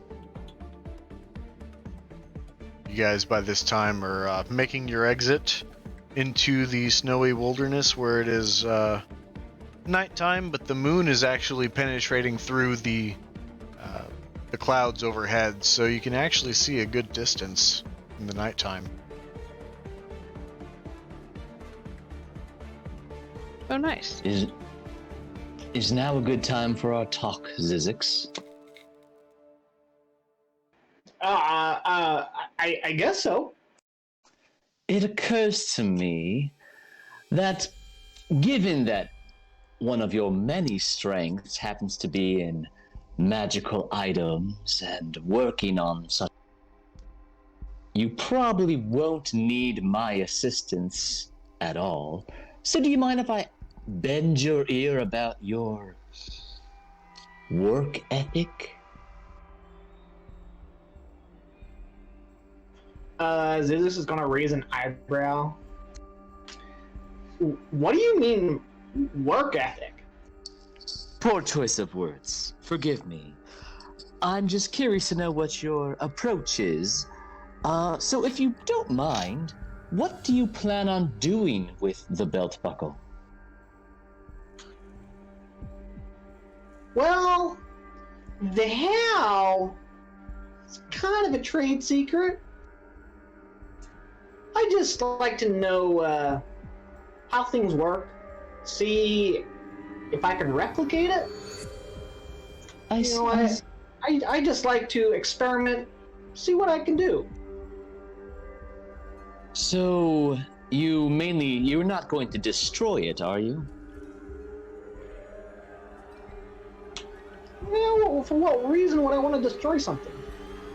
I'm simply asking. I don't know what your methods or devices are. I'm just trying to get a feel. No, consider me a historian. I don't really destroy things, at least intentionally. You know, accidents happen from time to time. Very good. Then might I ask, once you're done examining and experimenting with the belt buckle, if I might be able to have a turn doing the same?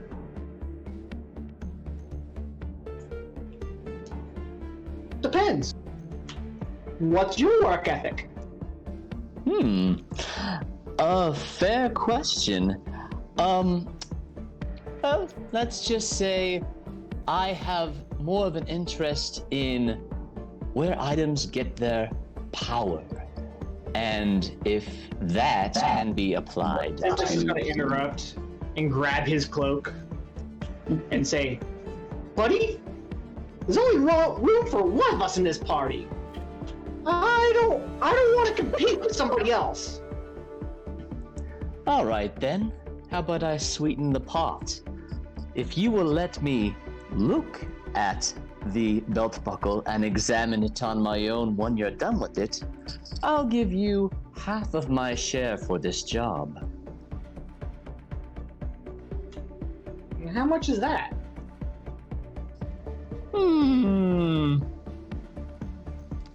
That is a great question. Above table, was it 70 gold pieces for the whole party to split? I think it wasn't it like 70 each? It was like 350 gold, I thought. Oh, okay. Yes, so 35 gold pieces?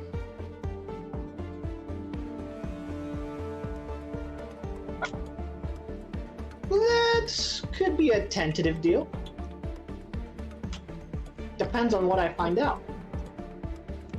I see. So we potentially have a deal, but we'll see once you know more about the item. Is that what you're Well, yeah.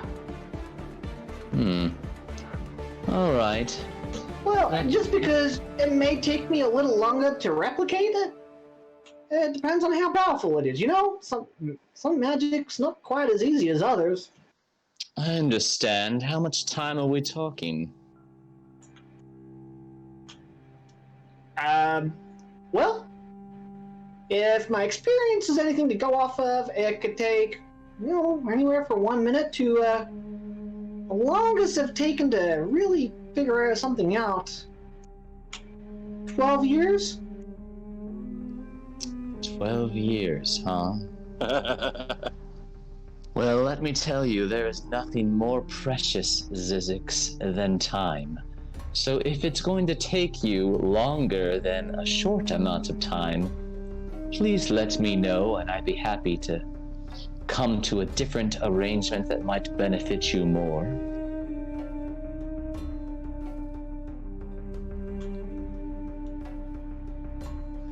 I don't see a problem with that. But everyone's perspective of long time is different. Yes, well, 12 years is unacceptable. Let's just say, if you are still toying with this by tomorrow, you let me know.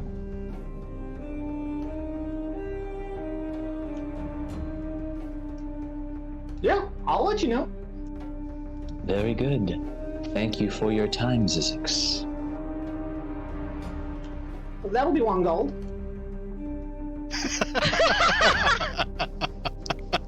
I'm gonna die. One gold. Well, as a show of good faith, I will give you 1 gold for this time that you spent bending my ear. Thank you. Thank you, Zizix. Yeah, consider it a consultation fee. I will remember this for future reference. It's like the Walking Dead video games. Lek will remember this. It reminds me of those con artists in New Orleans that hand tourists baseball caps, and then they're like, "Okay, $10." Like they act like it's a present, and they're like, "Give me $10."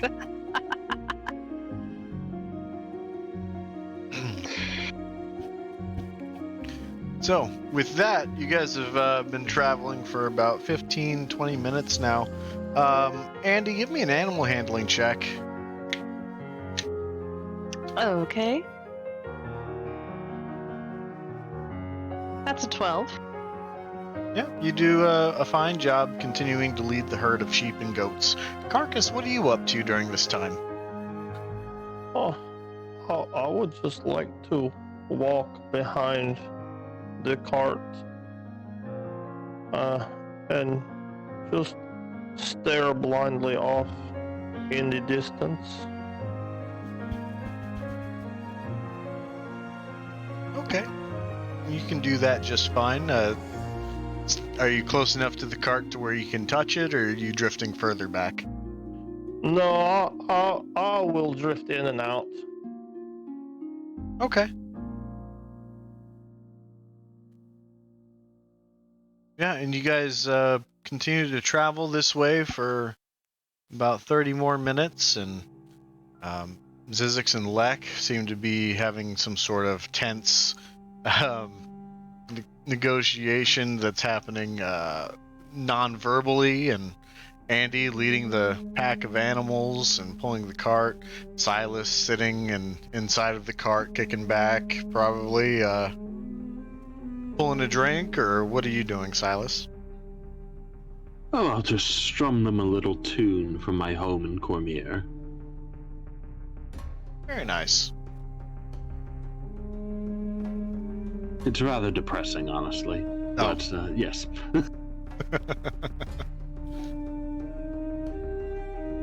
Alright.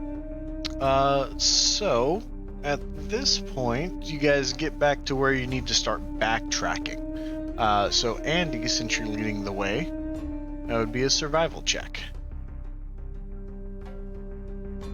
Okay.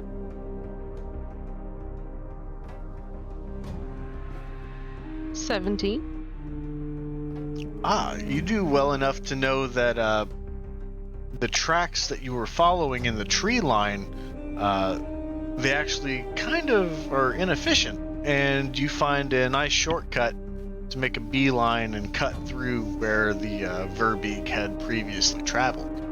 And you shave some time off of your travels before you get back to the road. And off to your Nice. left, you see the silhouette of Good Mead basking in its moonlight, where it seems that the town is lit up, and seems like there's been some sort of commotion fairly recently, as a lot of people are active for this time of day.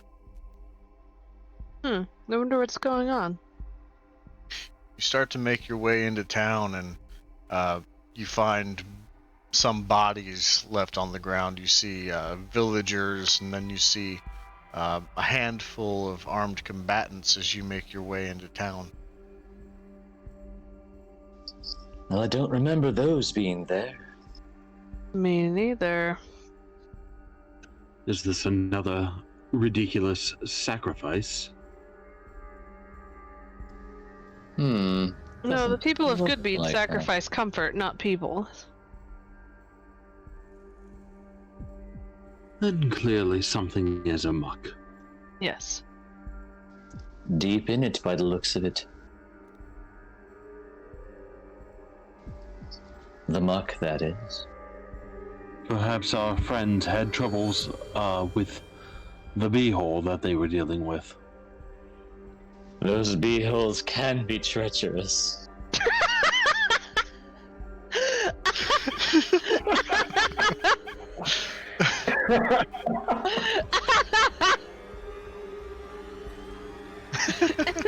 Okay.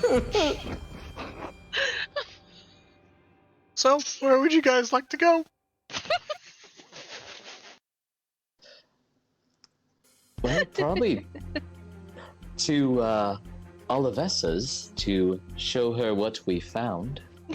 That sounds good to me. Then let's go. All right.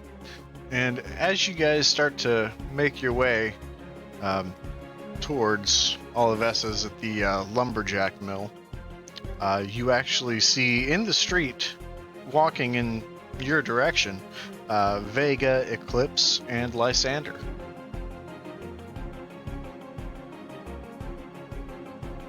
Greetings, companions. Is everything sorted with the beehole?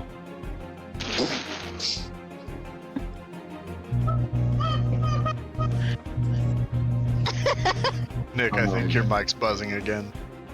As well as it could be, I suppose. Could be. He didn't use lube, hence the buzzing. Yeah, the beehole- I need to note that my character is not Those as gears- immature as me, so Andy is not giggling like I am. yeah, those are She's just gears. just lifting an eyebrow like, really, guys? I don't think I'm capable of playing a character that's not as immature as me, so all of my characters will always giggle at things like this. If the beehole has caused you discomfort, I believe there's an ointment one could prepare. Oh man, this is getting real personal real quick, guys. I think he's giving that idea the shaft. I can't take it. We have Welcome back devolved. to Dick Jokes and Dragons, everyone. Different kind of D&D. Dicks and butts, D&D.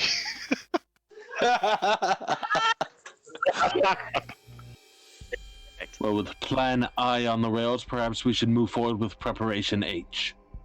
Alright, On the whole, I feel really strong about Preparation H.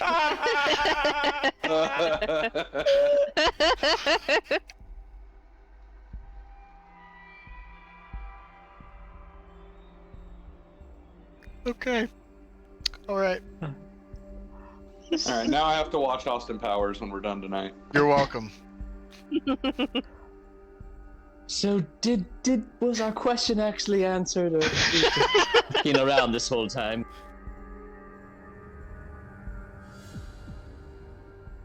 Well, I don't think choice it of was. words. The gears are just grinding inside of me right now.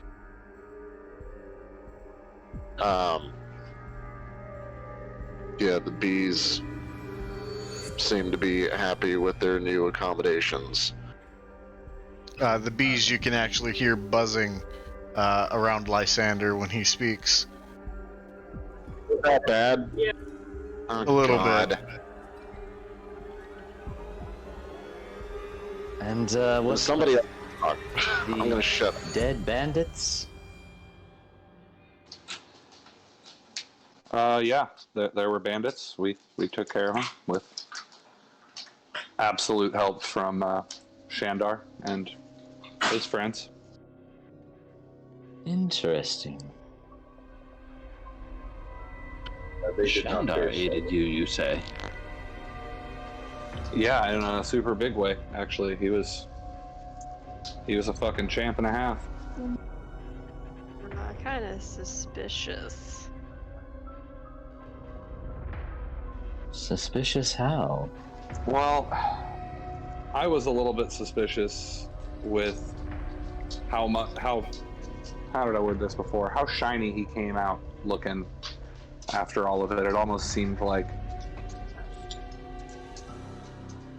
he could have set it up to make himself look like a hero with the election about to happen and all that. I don't know if I don't really have anything to found these suspicions on other than a feeling. So it's possible I'm just reading too much into it, but he came out looking way too good right around an election for me to not be suspicious. Speaking as a former ambassador, politics are basically games within games. Yes, Yeah, I back don't home think in you're- Cormier. Ideas off base, Vega. I think that sounds like a pretty good hypothesis. What were you saying, Silas? I was saying back home in Cormier, we call that pulling a Fabrice. Fabrice. I'm not familiar. Isn't He's that my a brother. candle company? I was gonna say, is it because it's a shitty thing to do, so you need something that smells good? More or less. Full You circle. see, this, and Silas will kind of point to his broken horn, is one way he has pulled a Fabrice. There are multiple times to gain favor that he has simply hired less savory folk to interrupt him, so to speak, making sure they aren't quite as well spoken as he is, or absolutely can't put up a fight. He's a bully in a way. I Sounds see. like he and Shandar have quite a bit in common. Indeed. Yeah, I've always gotten bullyish vibes off of Shandar in the past. I came out here for adventure, not more politics. I know, But right? Looks like this just became our problem. Yes, we have basically inserted ourselves right into the middle of it. At the same time, though, the bandit that we interrogated told us that they were hired in Targos to come here by the I keep forgetting how to pronounce that, Sam. What was it? Zentarum. Zentarum, that's it. By the Zentarum. Well, You can call him Zent for short. the mayoral candidate could have hired the Zentarum to do so. That's possible. Following the money always works with politics, I found. She didn't seem so keen on the bigger Targos, which is where this attack had originated from. Follow the money and see where it goes. DM, would I know about how far out Targos is? Let's see. Yeah, you would. You would know that Targos is about 4 hours west of Bryn Shander, where you were originally staying for a while. So, about 8 hours total, if I were to put that together then? Yes. Targos is close enough one could make the trip in a day. Or we could figure out if, What's-his-bucket was here yesterday. Well, the only problem with Targos is we were kind of banished from there last time we were there because we were on to some of their other shady dealings, and Speaker of Town did not like that and had us removed from the town. But Silas and I were not banished from there. Very true. Nor was any number of animals that I could change into. Agreed. That's what I was thinking too. Very good. Well, before we plunge into that, I suspect we should finish our business with Olivessa. Yes. I suppose so. All right. And you guys continue on your journey to the lumber mill, and the door is closed, and as you approach, the door opens, and you see Olivessa just kind of peek from the other side of the door, and she says, "Oh, good, you're back, and you have goats and sheep?" And mead in a few severed heads, yes. And she immediately comes out and starts petting on the sheep and saying, "Oh, you're so fluffy, look at you," and just petting the sheep, and the goats kind of bah at him, and she looks at the goats and reaches out to scratch the scruff underneath the chin of the billy goat. Says, "Oh, these guys are so cute." I thought you might be able to use them. I mean, wool for clothes and milk for cheese and, that sort of thing. Ah, yes, this would be a great addition to our stables. Well, we could consider that a bonus for a job well done. Yes, in about 6 weeks you can have some cheese.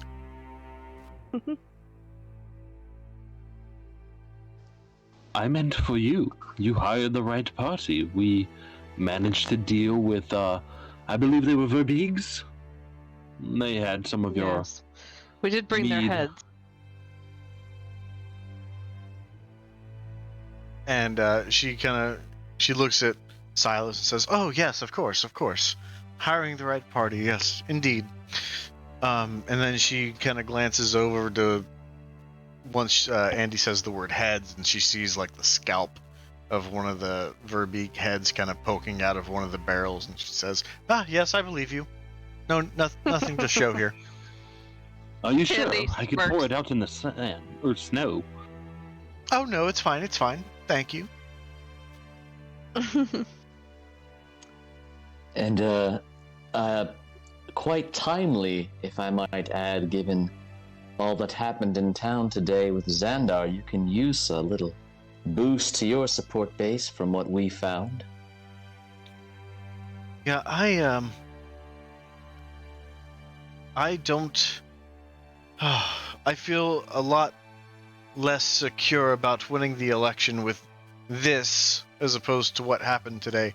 Xandar and his friends, they nearly single-handedly saved the town with, of course, the help of Lysander and Vega and Eclipse, but the ones who shouted of their triumphs the loudest was Xandar and his friends.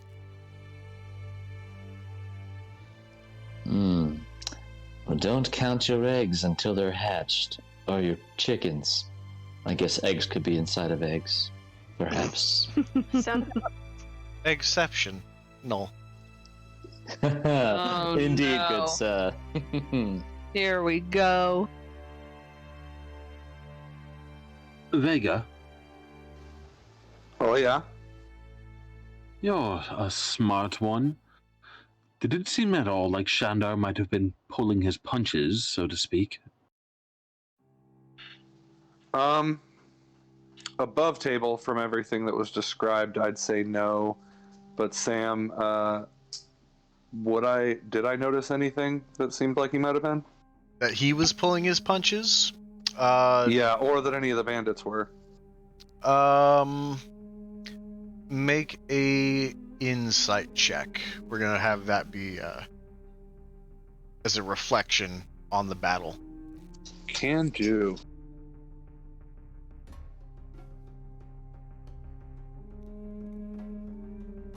That'd be a 23.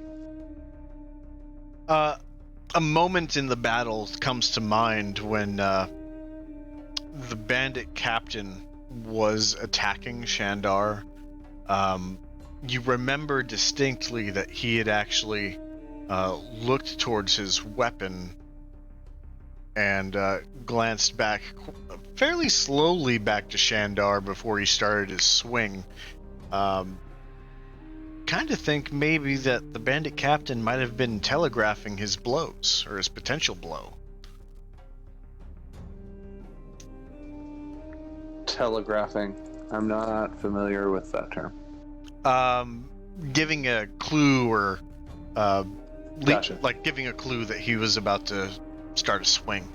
I gotcha. Stage combat cue. Yeah, that makes sense.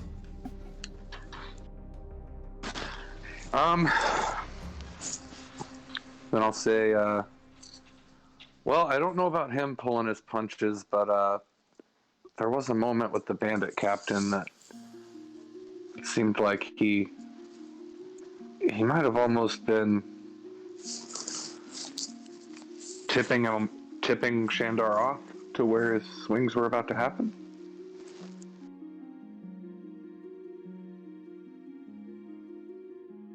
Well, that is unsurprising. Again, sounds like something Fabrice would pull. Yeah, I really do think this was staged, which also, if it was, can I say, made even more shady by the fact that he then just cut dude's fucking head off. I mean, that's kind of shitty. Be like, hey, come do this thing for me, I'll pay you, and totally not cut your head off. Well, sometimes a pawn needs to die in order to further the game. Yeah, but playing games with people's lives is a pretty shitty way to live yours.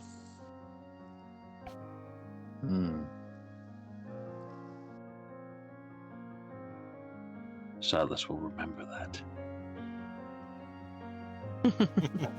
Oh, teaching you something here?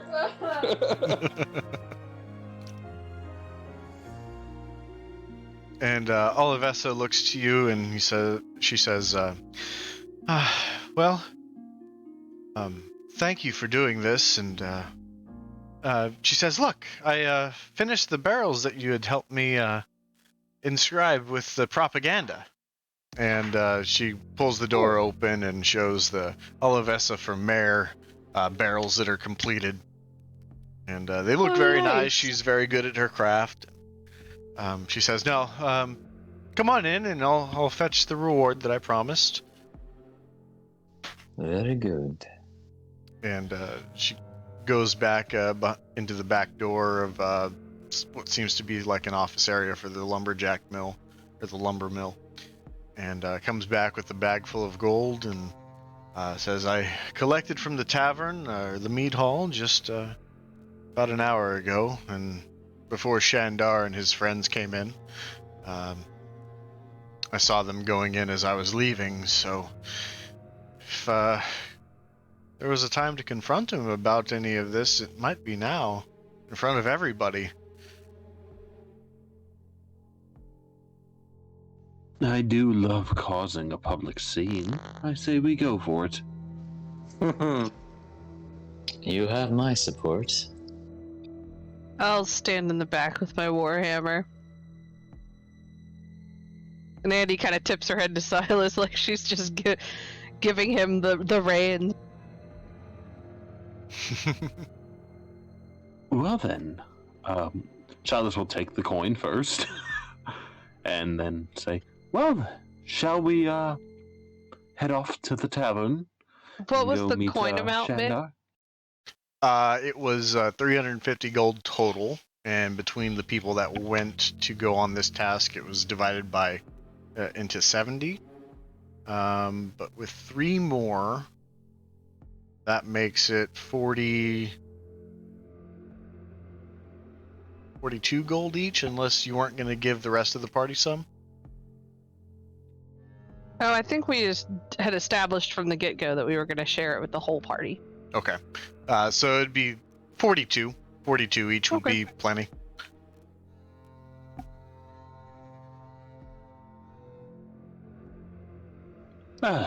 Here's your reward for a job well done, and here are your participation ribbons. So, shall we head over to the tavern? Sounds good. Let's go. Very well. Silas Angels, we're out. What? Excuse me? My wife named us. Yes, thank you, Silas Angels. What?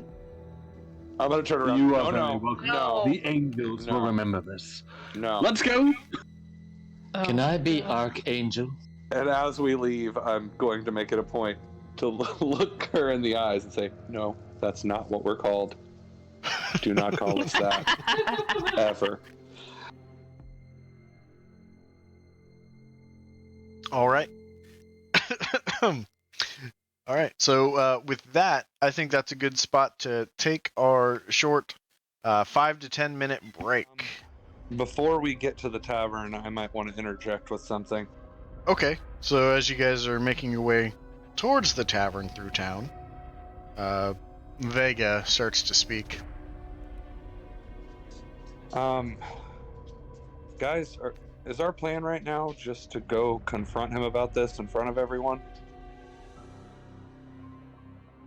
Andy kind of shrugs and says, I don't really do the politics thing, so I'm just going to follow whatever plan you guys come up with and stand in the back with my warhammer. Yeah, that's fair. And I That's don't about as think far. I don't think confronting him in front of everyone is a bad idea, but I think it might be a bad idea to do it before we have evidence.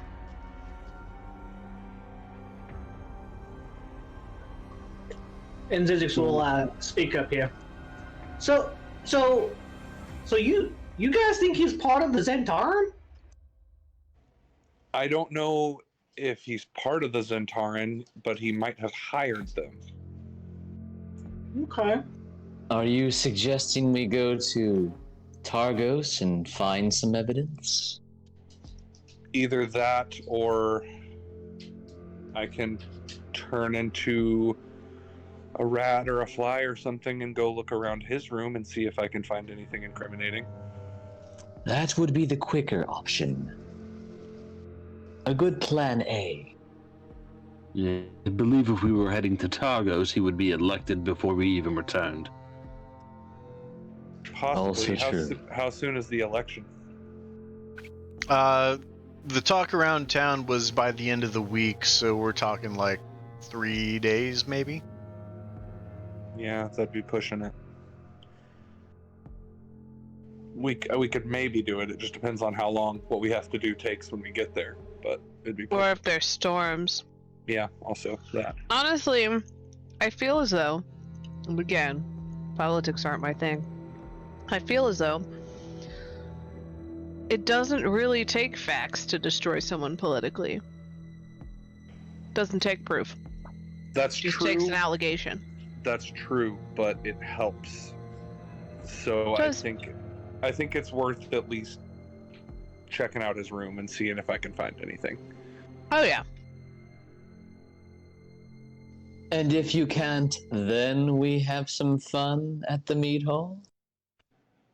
You know what? Yeah, I'm down. Excellent. Do you know what you're looking for? Not specifically, but I know a few things that would jump out at me if I saw them. Say either a cage, the winged serpent inside, or a note next to it. Let's say search his desk for any notes, letters, anything of that sort.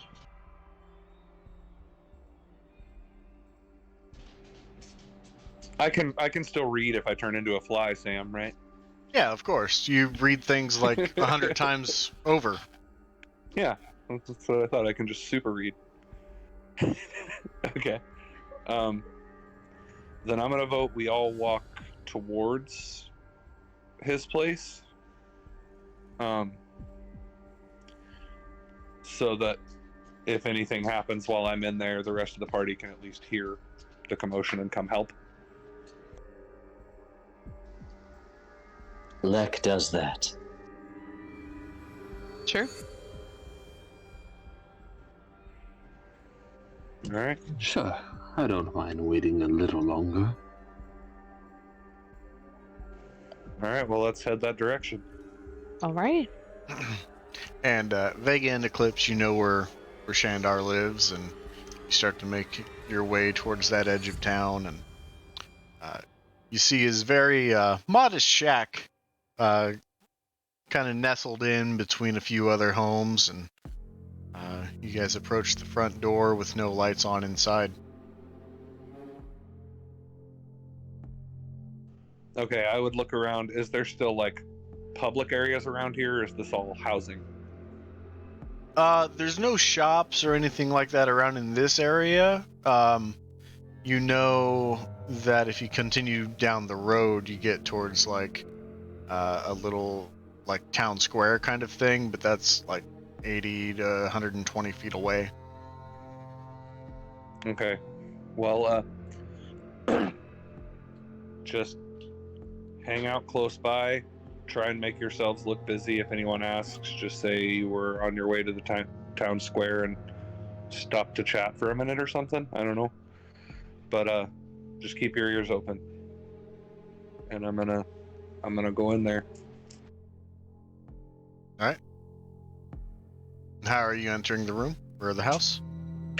After I turn into a fly. Hey. So you shapeshift into this tiny fly, and it starts crawling around and trying to find a crevice, and you're able to find one. You make your way into this dark room.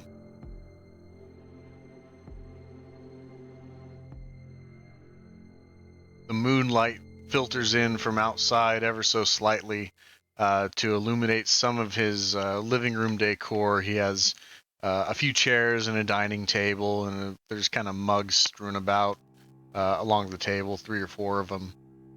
But it gets kind of dark as you try to look elsewhere. Shit, flies don't have dark vision, do they? I don't think they do. Well, balls, I didn't even think about that. Okay, hold on.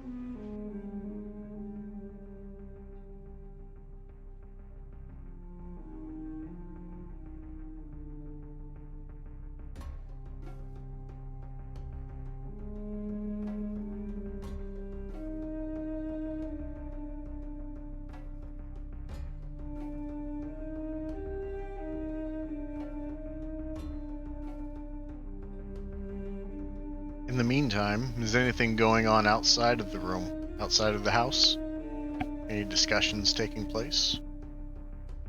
Andy's just gonna keep watch. I'm gonna keep my eyes I'm for any winged serpents flying in or out of this building or anywhere. gonna make my way over to Silas. Oh, may I help you, Silas. Lek? Yes. I was thinking about what the plan would be if we ended up going to the mead hall, which I feel like there's a very good chance that could happen. And recognizing that you and I perhaps have the best edge in the arena of rabble-rousing, I thought I'd see what you think of a plan I've concocted. absolutely like I am hanging on every word. Tell me what you Beautiful, want. beautiful. So, since we weren't here when the bandits came, I thought perhaps I could cast Disguise Self on myself as an injured bandit, and you could drag me in by the scruff of my neck and yell something like, "Tell him what you told me," and then I would claim that I was hired by Shandar to do the raid.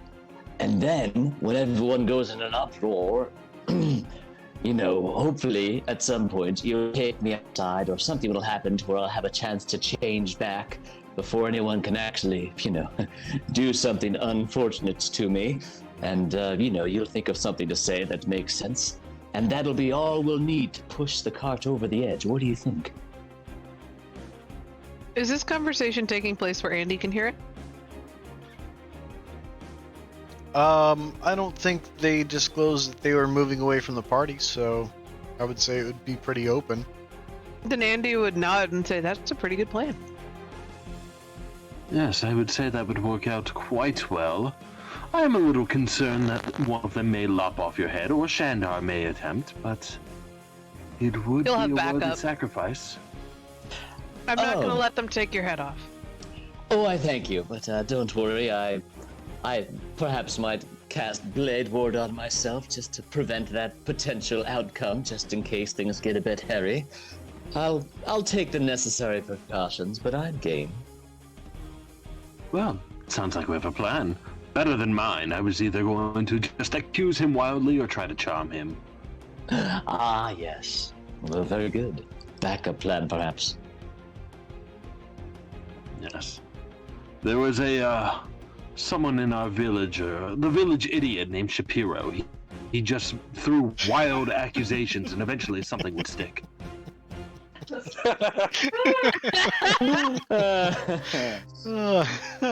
Been there, done that. Oh, that's good. Sam, I have something, by the way.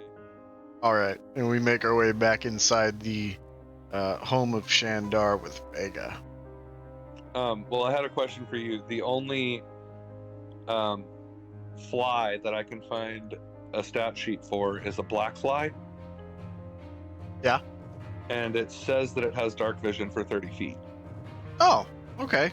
I didn't think they did, but that's fine. Well, it's not like a common housefly. It's something a little different, but it's all I can find a stat sheet for. Yeah, that's fine. Cool. Then that's what I am. All right, you're a black fly flying around in this small home. Go ahead and make a perception roll. Can do.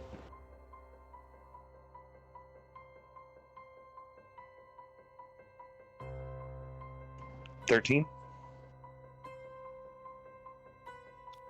With that, you so I looked it up just now. Black fly is pretty much like a horse fly, so you're a little bit larger than a normal one, still considered tiny. But with that perception roll, you're kind of getting all angles at once, right, with your spectacular field of vision.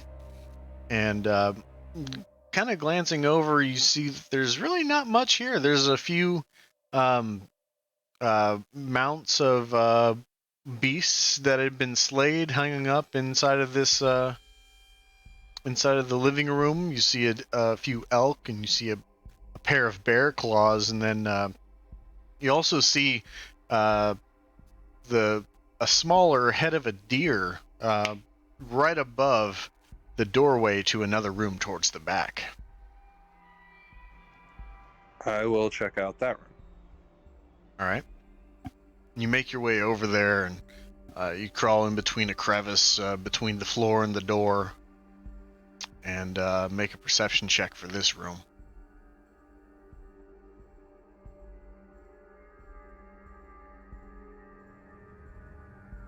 $11. 11. So you start to scan around the room, and you find that this is his bedroom. There's a pretty decent bed. It's very messy, this bedroom. You see a desk, It looks like quill and ink set up on that desk. And then you look back towards the door, and you see right above the door, you see a deer's ass. Nice. That's classy. I like it. I'm gonna go over to the desk and look around there specifically. For those lonely nights.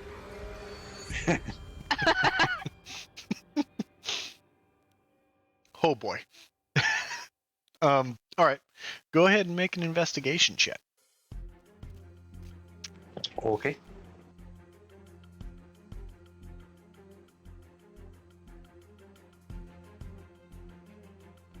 Eight. So you're pretty thorough, and you start trying to climb into anything, any crevices, and you start walking around the desk and looking around. You find papers and scrolls, but or not scrolls, but written parchment. But you don't really read anything incriminating at all. You start to wander in through a drawer, and then you see one has a lock on it. Then I will go into that drawer. That drawer seems to be pretty well sealed. Too much for a fly to get in? Oh yeah, I mean it's less than a millimeter all around. It's pretty snug and tight fit. Damn. What about through the keyhole? The keyhole is actually very thin as well. Being a little bit larger of a fly, you can't really get in there without damaging your wings, you'd think. To be fair, black flies in Maine are incredibly small. Wait, really? Oh yeah, they're tiny. Like, you can almost not see them. They travel in swarms. Like gnats? And they are the worst. They are like gnats, but they are worse. Because when I think black fly, I think like in Minnesota they have these monstrous freaking flies. Whenever I went fishing, they would just dig into your socks until they bit skin. Interesting. We call those horse flies, yeah. Yeah, we call those horse flies. Yes. Black flies are northeastern, very small. Like gnats, but not. About the same size as a gnat, yeah, but they fly a lot better. Almost like a fruit fly? Very similar, but the swarming is the worst part. Which I guess fruit flies swarm too, but black flies It's like swarm around. June bugs, but in the north.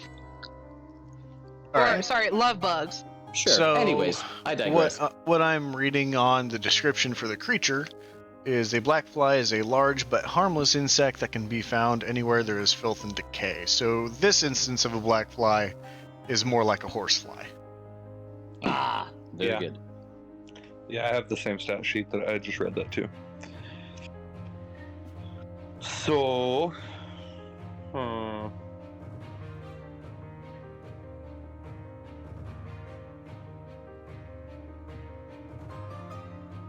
yeah. Okay, well for now,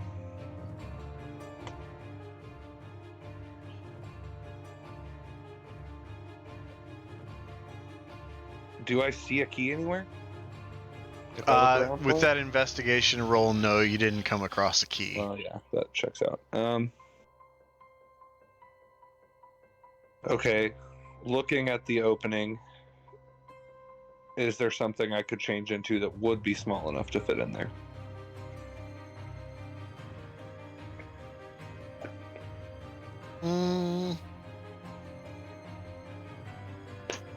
Maybe a flea. Okay. That would be pretty safe. Would I know if a flea has dark vision?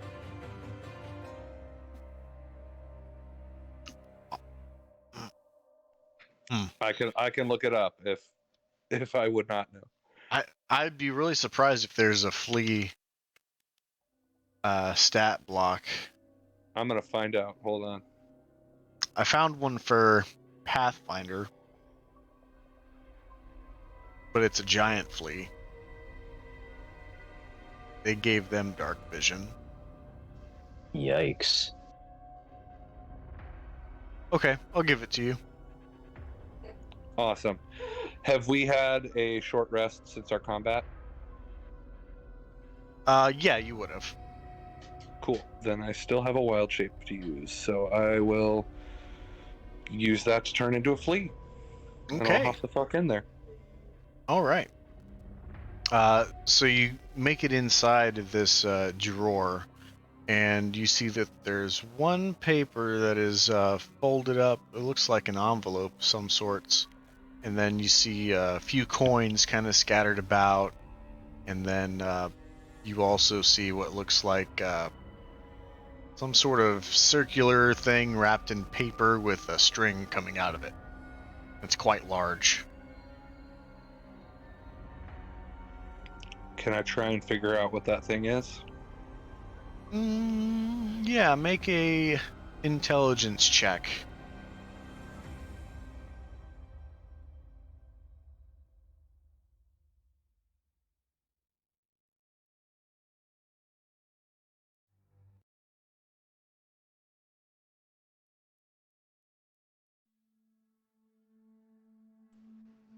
Well, fleas are pretty dumb. I got a 3. Well, you still use your own intelligence, so you can't really identify exactly what it is you're looking at. Oh, so you're saying Vega's just really dumb then? I see. I appreciate that. Oh, I mean, it's just you're not familiar with this. That's all. I was trying to use a flea's intelligence as my excuse for a shitty roll, but you took that away from me, and now I'm sad. And now he Sorry. resents you forever. Oh no. Okay, then you said the paper was like folded and in an envelope. Yeah, that's what it looks like.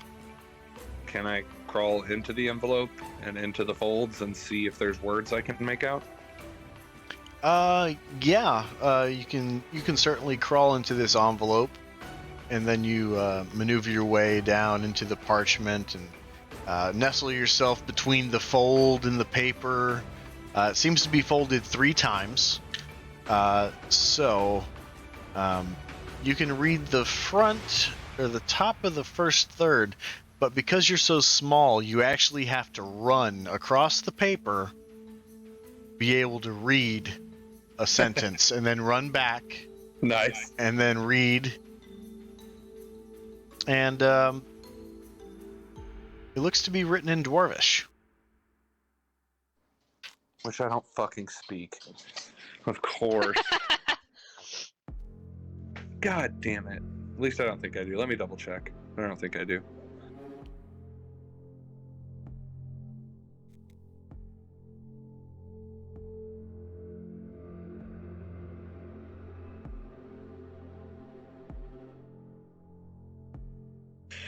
I sure don't. Okay, can I try to remember what the words are anyways, so I can write them down when I change back and try and get them translated? How long are you going to spend trying to memorize this first third of the letter?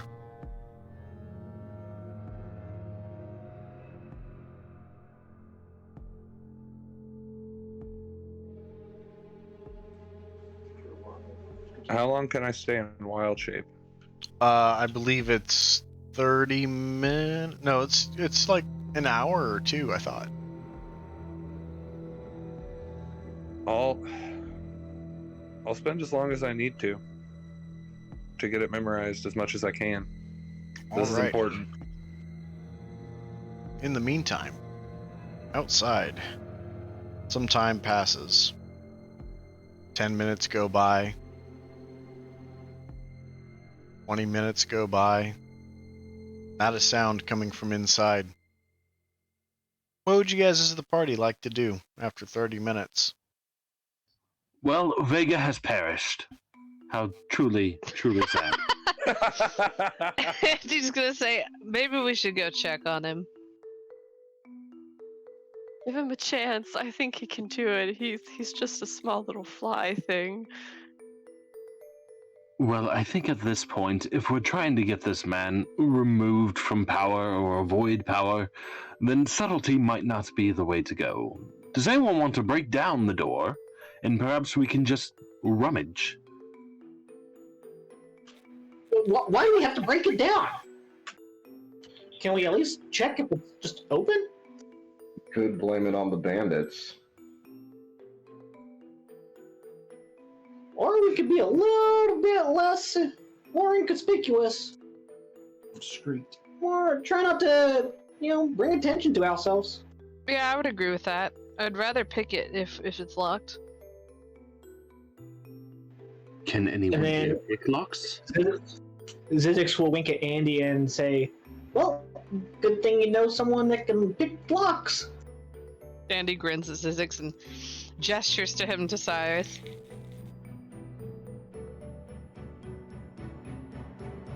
All right. If you would like to try to pick the lock, Sure make will. a dexterity check. With proficiency if you are proficient in thieves' tools.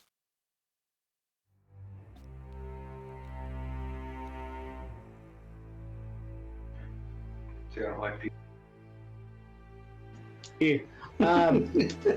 With my proficiency, because I am proficient in thieves' tools, that would be a 7. This lock starts to elude you a little bit. Just can't really find the tumblers correctly. Can I reach into my bag to try a different set of picks? Absolutely. And the second try, the DC will be raised by 2.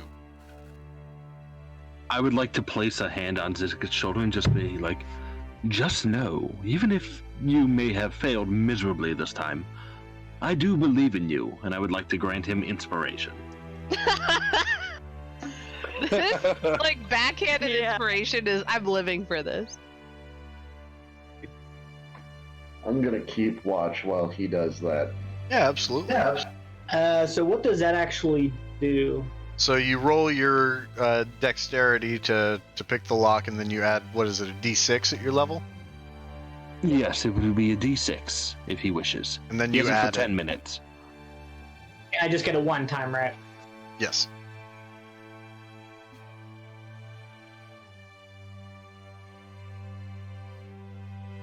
Correctamundo.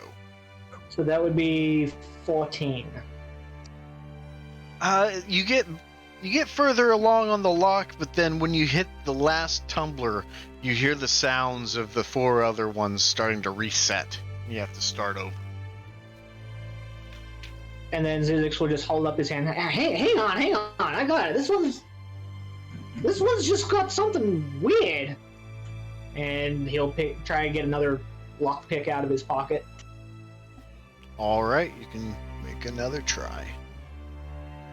You sure know how to pick 'em. That would be 16.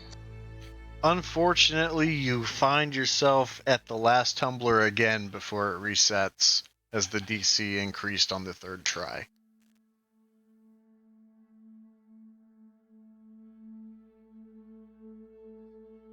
Clearly, my belief has misguided. Can I actually just try the door just to make sure that it's not actually locked? Yeah, I was gonna ask.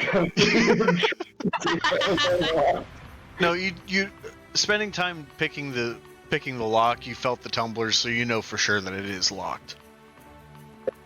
Okay. So then, what I would like to do... Hang on 1 sec.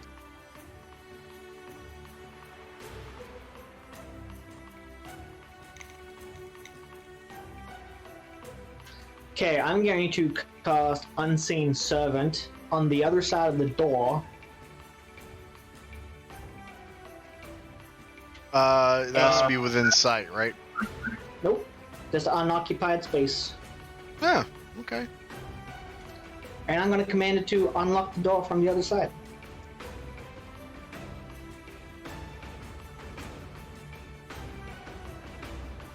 That could have saved us a little time earlier.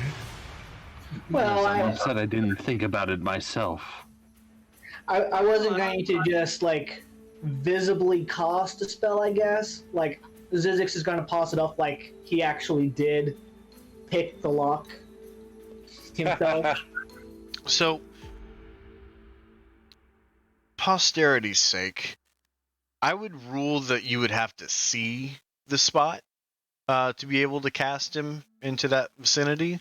But there is a window that you'd be able to peer into and cast him into inside. That would do.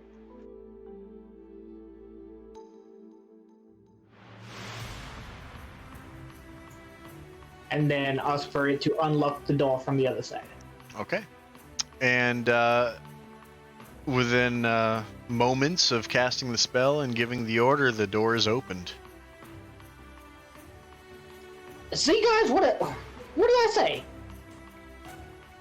I don't know, it's been so long since you've said it. You guys, you little face. Hey, I don't see you up here trying to pick this lock. Well, it's not my skill set. I thought it was yours. Is the door open? It is now. But as I've said on many occasions, time is so valuable. I got plenty of it. But I digress. Let us. You guys all enter, or is someone staying outside? I'll gonna keep watch. Stand guard. Oh, okay. So Silas and Andy, or just Silas? I would welcome the company, Adriana. Sure. I'll stand guard with you. Zizix is going to very, very quietly command his unseen servant that if anything appears dangerous, it will find the closest object that it can throw in the general direction. Okay. If you're saying it very quietly, go ahead and make a stealth check.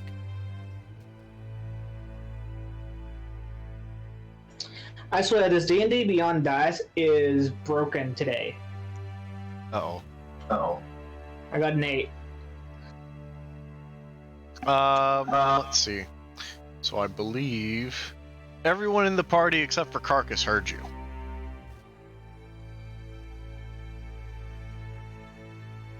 Okay. Even me. Yeah, you have higher than an 8 passive. Oh, you're out of the room. So no, you wouldn't have. Damn.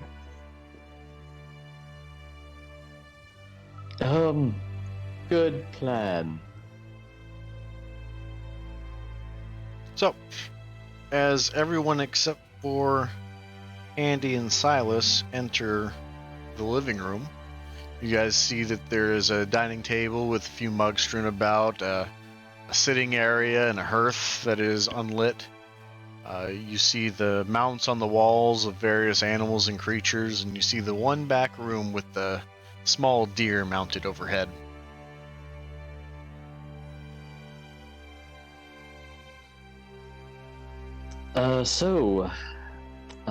We should probably find Vega.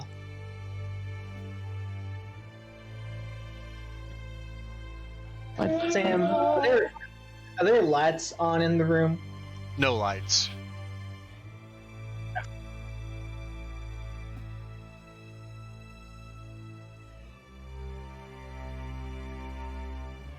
I'm probably going to... Did we close the door after we came in? You guys didn't disclose, but I would assume you did. Yeah. And we should probably lock it behind us too, just in case.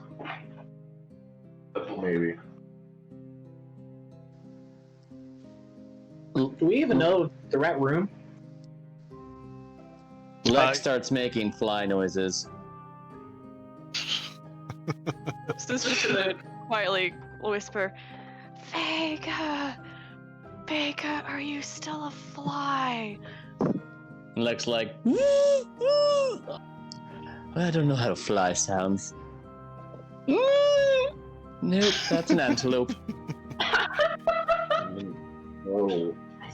No. No. I usually bullshit my way with humanoids, not so much flies. So Just take a crap and see if he shows up.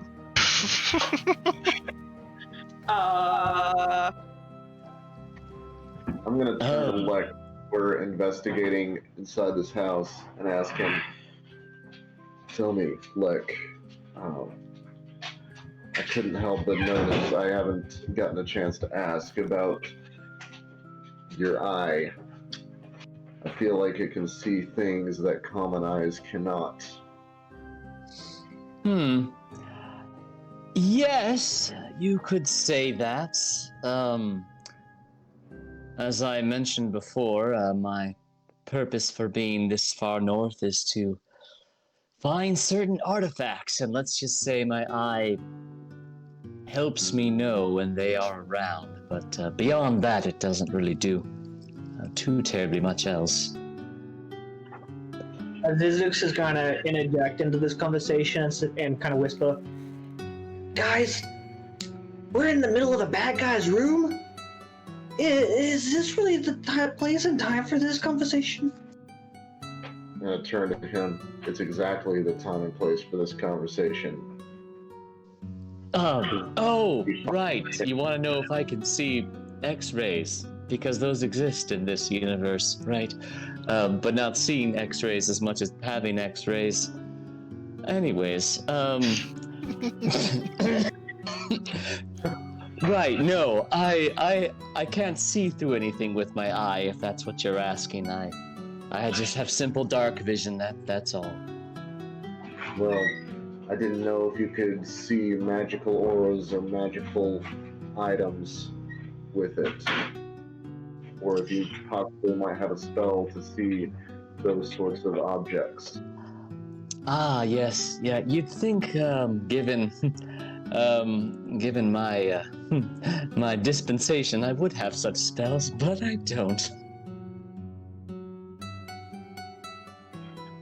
But I can make cranberry smells appear if you'd like that. Oh no.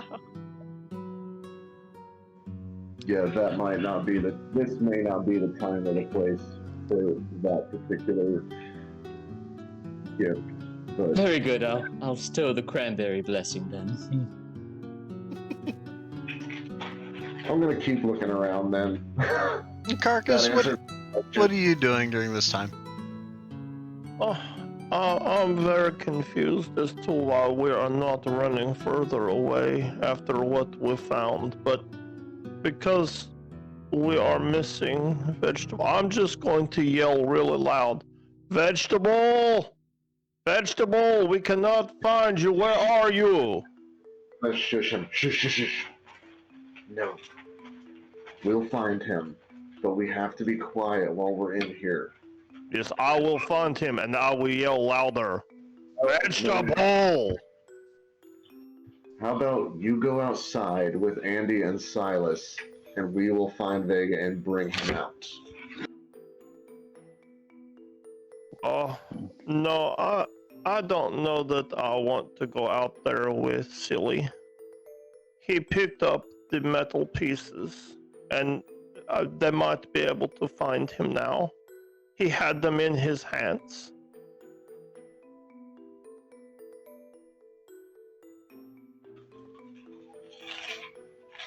I'm going to turn to Zizix and ask, what is he talking about?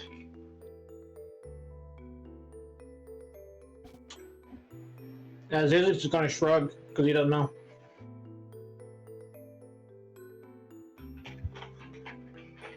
What do you mean by that, Carcass?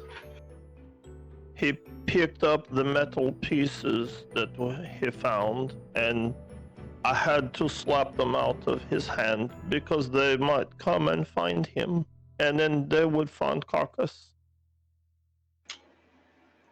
You mean he picked those up? Yes, when we were there, he picked them up and I slapped them out of his hands. So did he pick them up again? Oh, I don't know, but maybe the metal stays on his hands.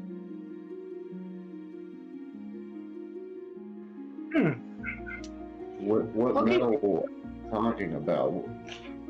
I don't understand. the metal that we found. He picked it up, and now they might find carcass again.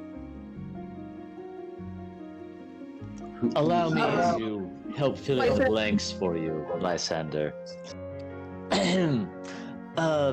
The metal pieces Carcass is referring to are ones he remembers from the slave ship he came here on. And that's the context where he's talking from. Where did you find these metal pieces? Guys, I really think this is not the place and time for this conversation. And we're going to have a quick pause here. Vega, you would have heard Carcass loudly yelling for vegetable. Would that have interrupted you in your endeavor to memorize the dwarven text? That depends. How much of it do I feel like I have memorized?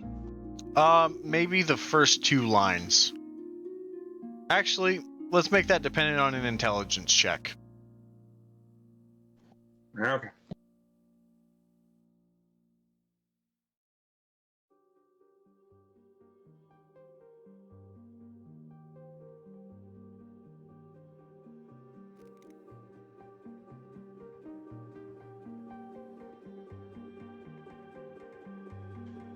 Yeah, that was a 5. Yeah, maybe the first line, and then you're getting the grasp on the second one. Then no, I'm gonna keep going. How many lines are there visible on this top third? About 7. Okay, I'm gonna keep going. All right. Go ahead, guys. Sorry. Yes, of course, Zizix, you're right. I have an idea of how we can attract Vega back to us. I've learned a thing or two about flies and fleas. I cast Cranberry Scent and Prestidigitation to attract Vega as a fly. All right, and that'll take a little bit of time to waft into the house, but eventually, probably after another 5 minutes, Vega, you catch the scent of cranberry. Do fleas even give a fuck about cranberries? I mean, you recognize it as the smell. You don't have to give in to your primal instincts to either be repelled or attracted to that smell. Okay, then I'm just gonna think, Lek, what the fuck are you doing? And then keep trying to memorize. All right. Yeah, Lek knows shit about insects, so that tracks.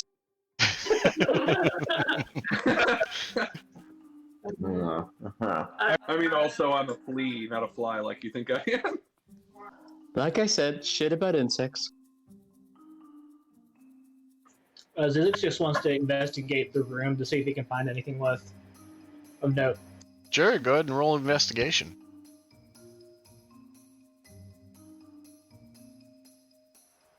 There it is. That's a nat 20, so 27 total.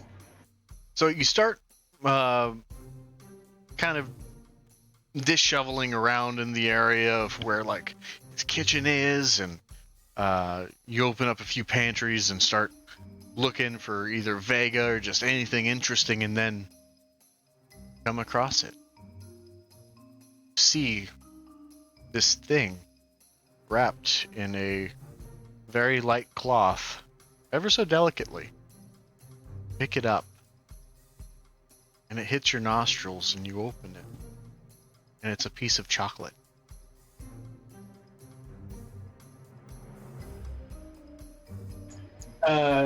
Zizix is going to start hyperventilating. Is he okay?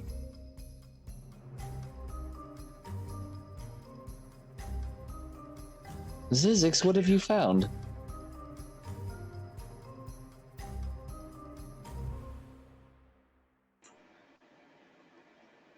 Zizix? He's just going to very in a very kind of exhausted tone just say, "It's mine."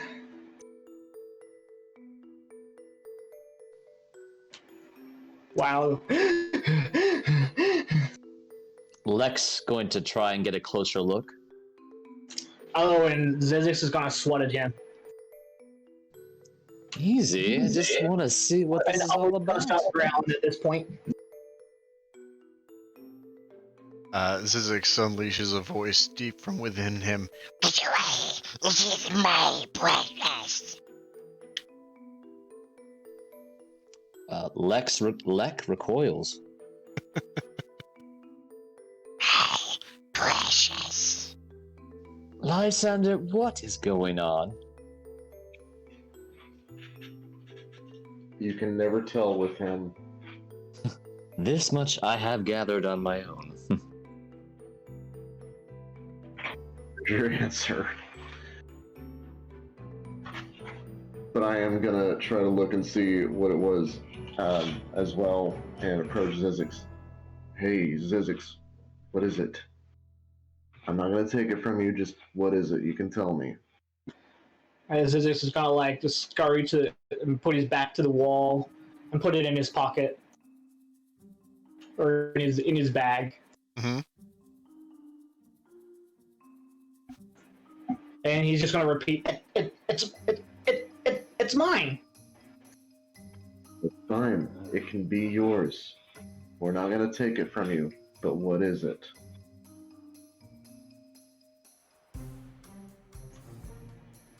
It's mine. Can we see into his bag? No. Can we smell the chocolate? No, you wouldn't be able to smell the chocolate from the distance and it being into the bag. If you really want to take a deep whiff, you start to smell something rotten and just decrepit. You may notice that there's like a drool like kind of spot coming from one of the sides of his mouth.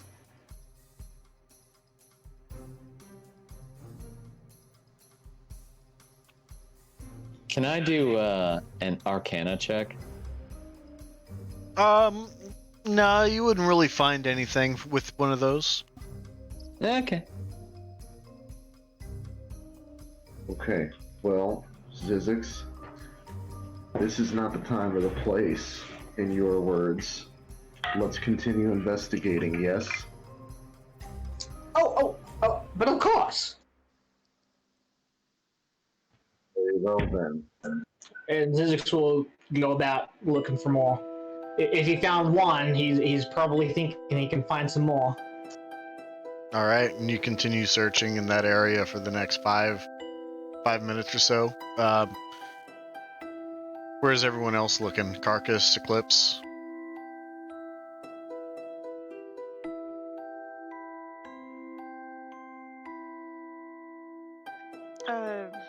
Just around, see if there's anything that doesn't seem like it should be there. Sure. Make an investigation check. Carcass, are you still just yelling for vegetable? No, I will check on the tables to see if there is any food scraps anywhere. Okay, you can make an investigation check too. And that one. Oh no. Can't even find your tail. That You is get to a nat 20, 16 you find an for entire Carcass. chocolate bar. Sorry, Carcass, what was that? That is a 16 for Carcass. A 16. So you make your way towards the table and then you see one of the mugs was actually turned upside down and you knock it over and then you find a little meat hunk. Oh, I will pick it up and play with it at the table for a minute. Just kind of bat it around between my hands. In the meantime, Zizix, you don't find any more chocolate bars. Just that one piece that you found. Did you say this house is 2 stories? No, it's just got the one base level and then the room with the deer head mounted above it.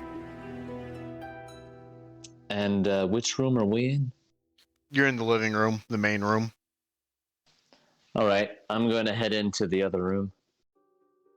and this door is unlocked, and you open it just fine, and you see that this is his bedroom. There's a decent bed that's unmade, and you see the desk over in the side of the room, and you look above you, and you see the deer butt to complement the deer head on the other side of it.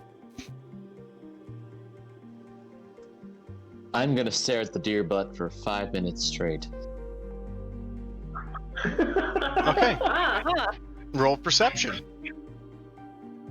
What's happening?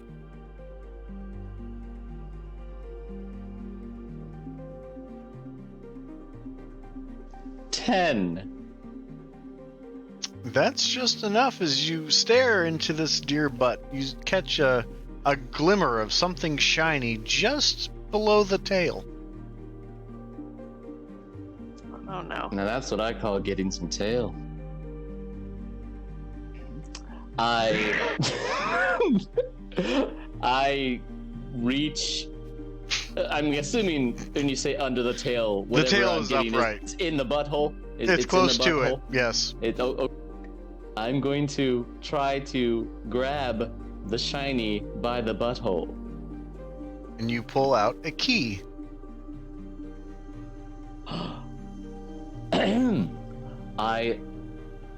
Okay. I look at the desk to see if I can find a hole for the key. You certainly can. You see a drawer. Okay. I open the drawer with the key. And inside the drawer, you find an envelope. You see that there's a few gold coins scattered about. And, let's see, did I say there was anything else in there? I take the gold coins. Okay, you add 5 gold coins. You said there was something else, like with string sticking out of it or something? Oh, yes, that's right. A small, maybe smaller than a peach ball that's covered in some sort of cloth or paper with a string hanging out of it.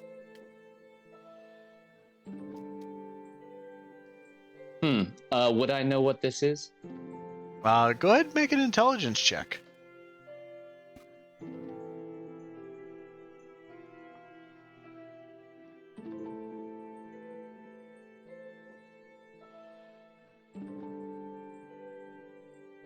I'm having trouble finding my intelligence. Oh, but no, yeah, okay.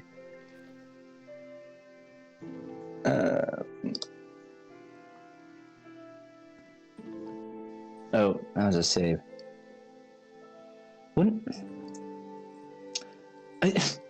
Okay, I can't find it on here. It's not in the eyes.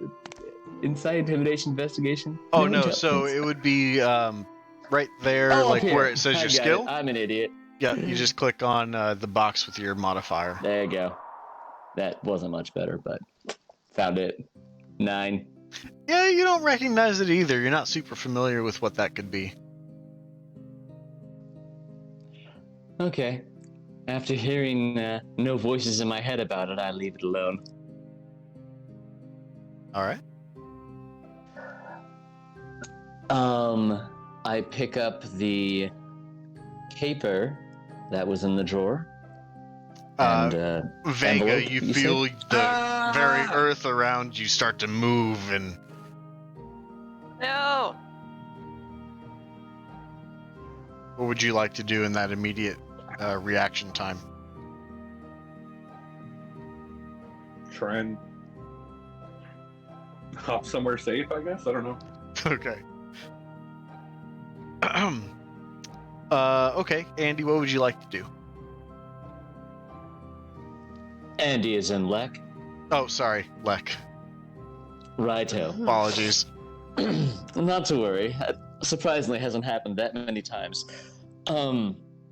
Well, I would like to open up the envelope and take a look at what is inside, which I kind of already know thanks to Vega, but Lek doesn't know. Right. And I'm in the room with him. Do I see him? I saw him taking the key out of the deer ass and unlocking the drawer, right? Yeah, you would have been perusing around in the living room and saw him enter and pull out the key and make his way to the desk, and he pulls out an envelope, and Lex starts to unfurl the envelope and pull the piece of paper out. I toss the object to Lysander and say, "What can you make of this?" Not the envelope, but the stringy thing. Mm-hmm. Do I know what this is? Do I know it? Go ahead and make an intelligence check. That's a 14. You don't know what this is. You haven't seen anything like this, but it has a very astringent smell about it. What does it smell like?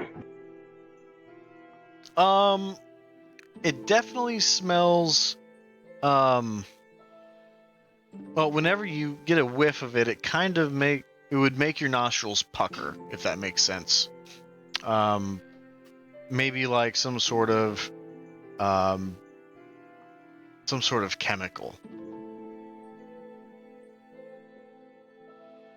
Worm?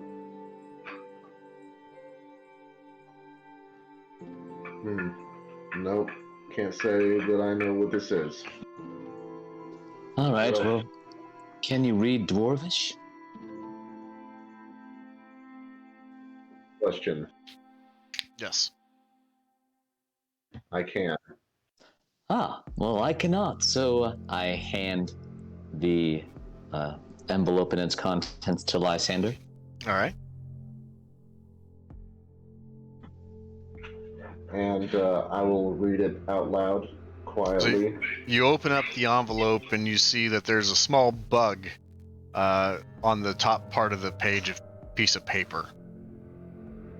Vega, you see a giant Lysander looking at you with his green eyes looking down in your area. I'm gonna jump off of the envelope onto his arm, I guess, and run down to the floor and change back into myself. Okay. In that time, Lysander, you'd be able to start reading this letter, and it reads. Should I make a dex save? Since I feel like when he becomes himself again, that's going to be a lot of space disappearing instantly. Right. We'll get to that as he begins reading. Okay. You see, it is addressed to Shander, and it reads, "Shander, your father and I have heard that you're trying to become mayor of the town that you're living in, and that makes us so proud. Your father has sent along a throw bomb to assist you in this endeavor if you come up with some people that are stoop to lower levels to try to usurp that chance from you. Just know that I and your father Simrock love you very much. Please have the best luck in the world, and if you ever need to come back to Mirabar and it doesn't pan out, you're more than welcome home, son." Oh, What the fuck? Simrock! Shit. What kind of parents love their child? What a loser.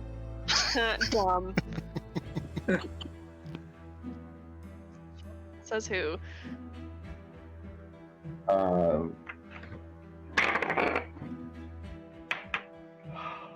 My suspicions are starting to drift away. Drift away. On that note. Am I me again? Yeah, and as Lysander finishes reading that line, a giant elephant just erupts nearby. Vega would have the spatial awareness to know exactly where he needs to be to return back to his former self, but it's a quick and abrupt thing that you weren't expecting, and it kind of catches you off guard. Hi. Well, to Why mention the elephant in the room, I was trying to memorize that since I don't speak Dwarvish, so I could write it down, but appears I don't have to fucking worry about it now, so what's it say? It's a letter from home from his parents saying that that they're proud that he's running for mayor. Oh, fuck, that's it? Yeah, no trace of conspiracy here. Wait. What So we about just that broke into bit? this- What about the bit at the end of the letter about his parents are sending some people his way that he would need to find some less honorable people to take it? Doesn't there a bit about that? Didn't I read that? You read that? Yes, it said a throw bomb. Is that what? I look at the thing with the string on it. Is that what this could be? It's definitely throwable, but you can't say that you've ever heard of a throw bomb.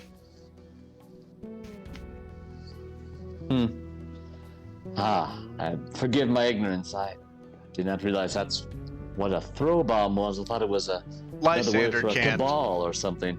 Lysander can't, to be specific. Vega, you would recognize it, and you would also as well, Andy, be able to pinpoint that. Oh. You'd never seen one in person, but you're aware of what they are and what they can do. So what are they and what can they do? So a throw bomb, essentially, you would use some sort of fire to ignite it, and then you would throw it like a grenade. Oh. Well, I wouldn't say this is innocent. 1, 2, 5. Oh, Monty Python. 3, sir. Oh, 3. Alright, well, it might not be innocent, but based on what they said, it seems they sent it in case he needed it for self-defense. I'm not seeing any conspiracy here. I'm starting to think we might have been barking up the wrong tree and might have misjudged him, because everything he did when the bandits showed up was heroic, unless he set it up himself, and it's starting to look like he didn't. That would have been a good opportunity for him to use this today, but regardless, I don't think that he hired these people. Yeah, I don't think so either anymore. So we just attacked this poor man's house. So we should probably put this stuff back where we found it and get the fuck out of here. Yeah. Right too. All right, and you guys take the time to put everything back into the drawer and put the key back into the puckered chocolate starfish. I don't put the gold back. He doesn't put the gold back. All right, fair enough. Puckered chocolate starfish. I mean, you all have to pay up to visit. Oh no. You guys take the time to do so, and have everything except for some gold put back into its place. What would you guys like to do? I'm assuming there's some chocolate that doesn't get put back into its place either. What chocolate are you talking about? That was above the table. Vega has no idea. I mean,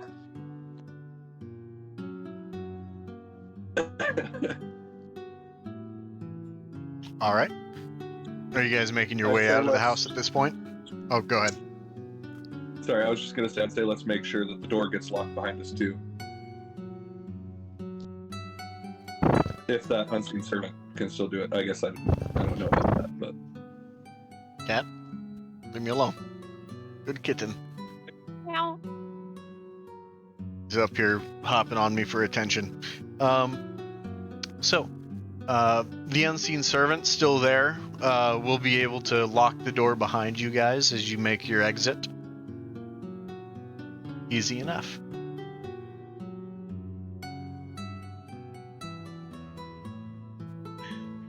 So as And I just we- want to be clear that Ollie is out of the house before we lock the door too. Yeah, absolutely.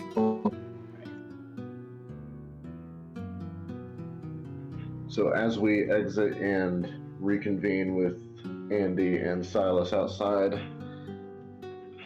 tell them, I think he's clean. Let's get out of here.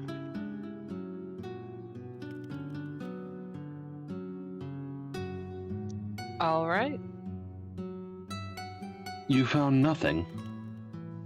I wouldn't say nothing.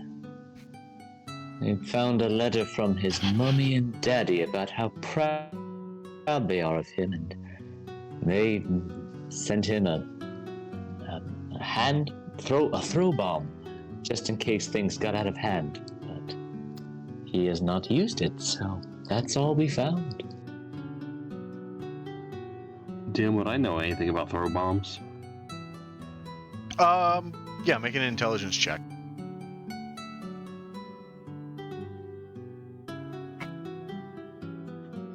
14. You have not used one yourself, but you're aware that they had grown in popularity amongst adventurers in the last 30 to 20 years, or 30 to 40 years. I'm uncertain why anyone's parents would send that in the mail, unless it's to celebrate, but I don't know. You don't believe that there's any ill intent? It would not appear that way.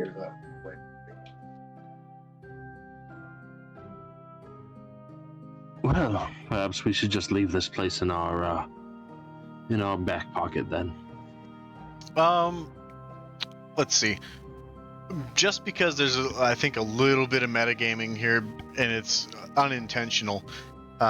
So, in the previous campaign, Simrock invented the throw bombs. So the fact that an explosive was sent through the mail might be a little sketchy. So I would like someone in the party to make a history check. I can. Yeah, go ahead. I could as well. Yeah. Well, I'm trying. That's a fair assessment as far as the metagaming. But if I may interject just real quick, the Sure. way I also see it is if these throw bombs are used for detonation and dwarves are, known for mining, it seems to me that they could use that for, dynamite-like purposes. Oh, definitely. And I'm not calling you out by any means. This is just for me to be like, okay, someone's going to know exactly where throw bombs came from, so we can explain that away. Just to make me feel better about it. My history check was only a 5. I rolled a 16. I didn't feel called out necessarily.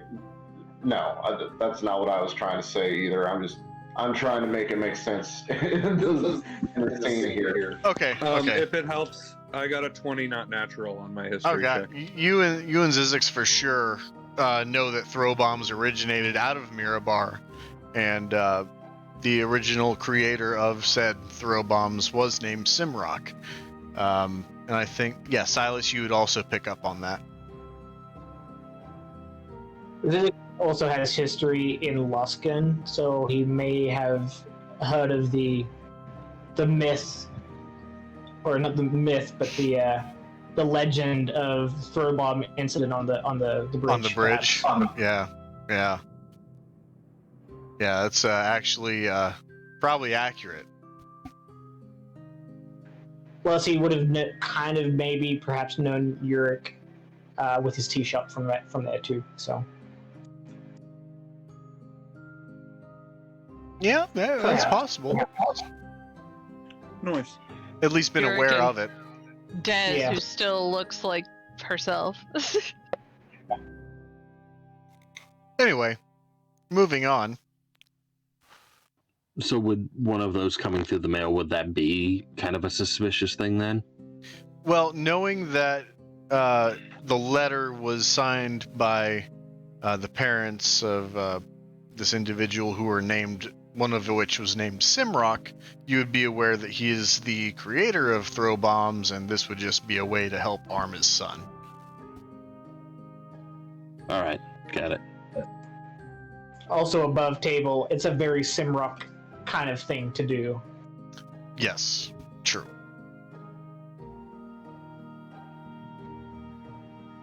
Bad day, have a throw bomb. Yup. Good day. Have a throw bomb. So what time of day is it now? It's still nighttime. It's probably closer to 6 or 7 at night. Well, did we still want to go to the mead hall anyways? Not to pull we have no plan proof. or anything, but just to see what's going on.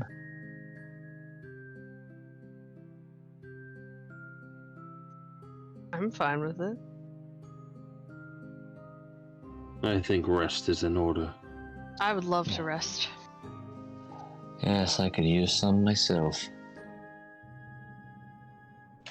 Yeah, me too. Turning into a fly and then a flea really took it out of me.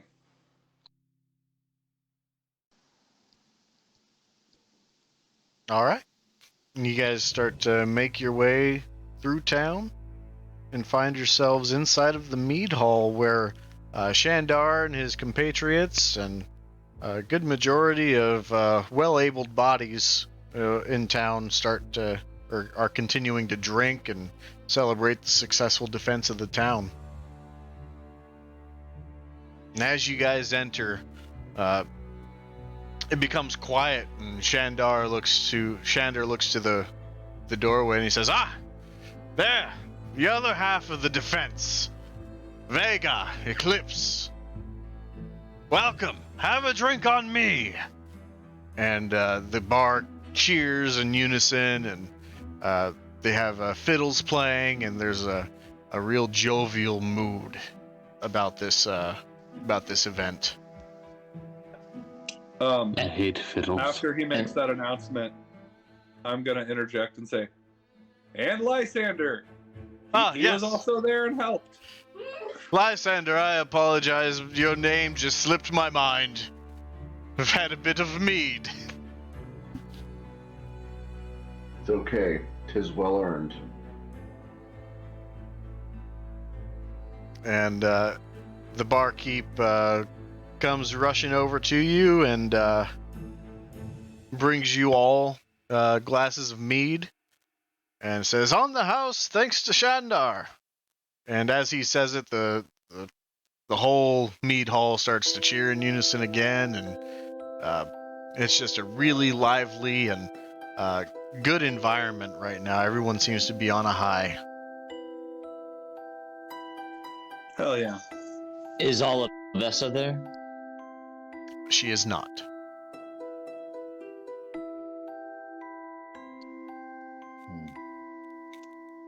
Well, things do not look good for our candidate.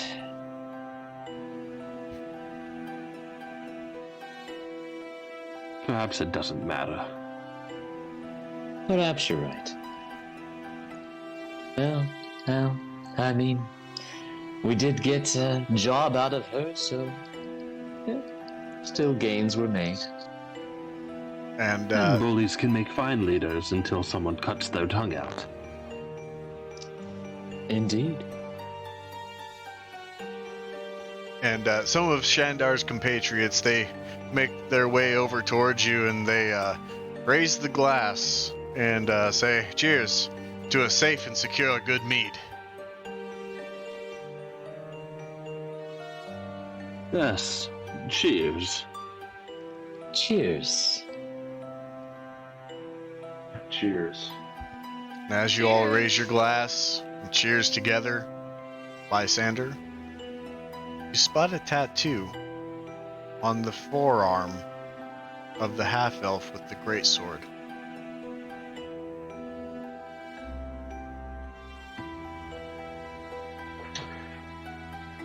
Oh. It looks like a rose. Shit.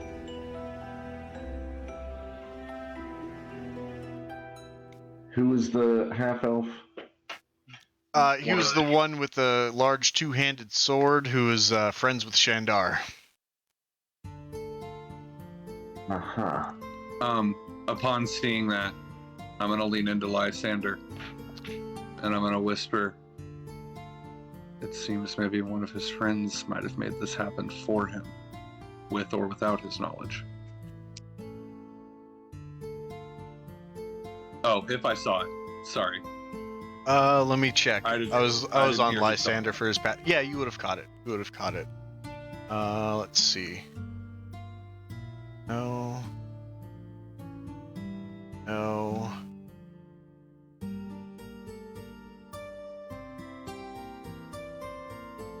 I'm just checking to see if anyone else caught it.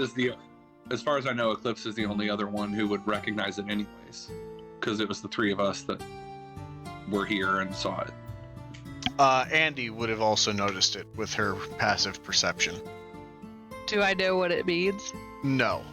I don't think Lysander showed his drawing to you previously. Okay, then she's not going to say anything. But Vega, you do see it, and do you choose to whisper that to Lysander? Yes. Okay. Go ahead and make a stealth check. Oh, great.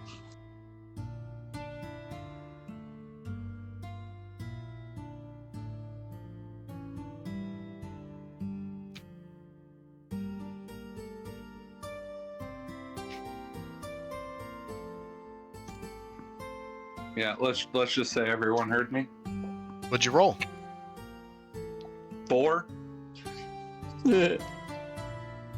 Oh, the whole party hears you. Meaning I rolled a 5. I got a 4. As they are drunk, they are rolling at disadvantage, and they don't seem to notice what you've said, but the party does. Oh, thank God.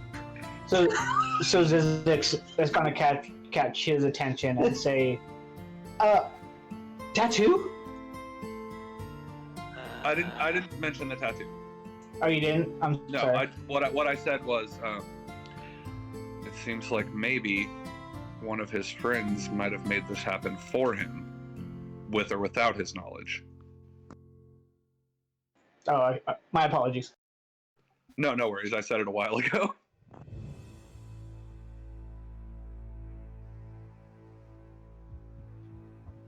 I'm gonna lower my glass to keep an eye on the half elf.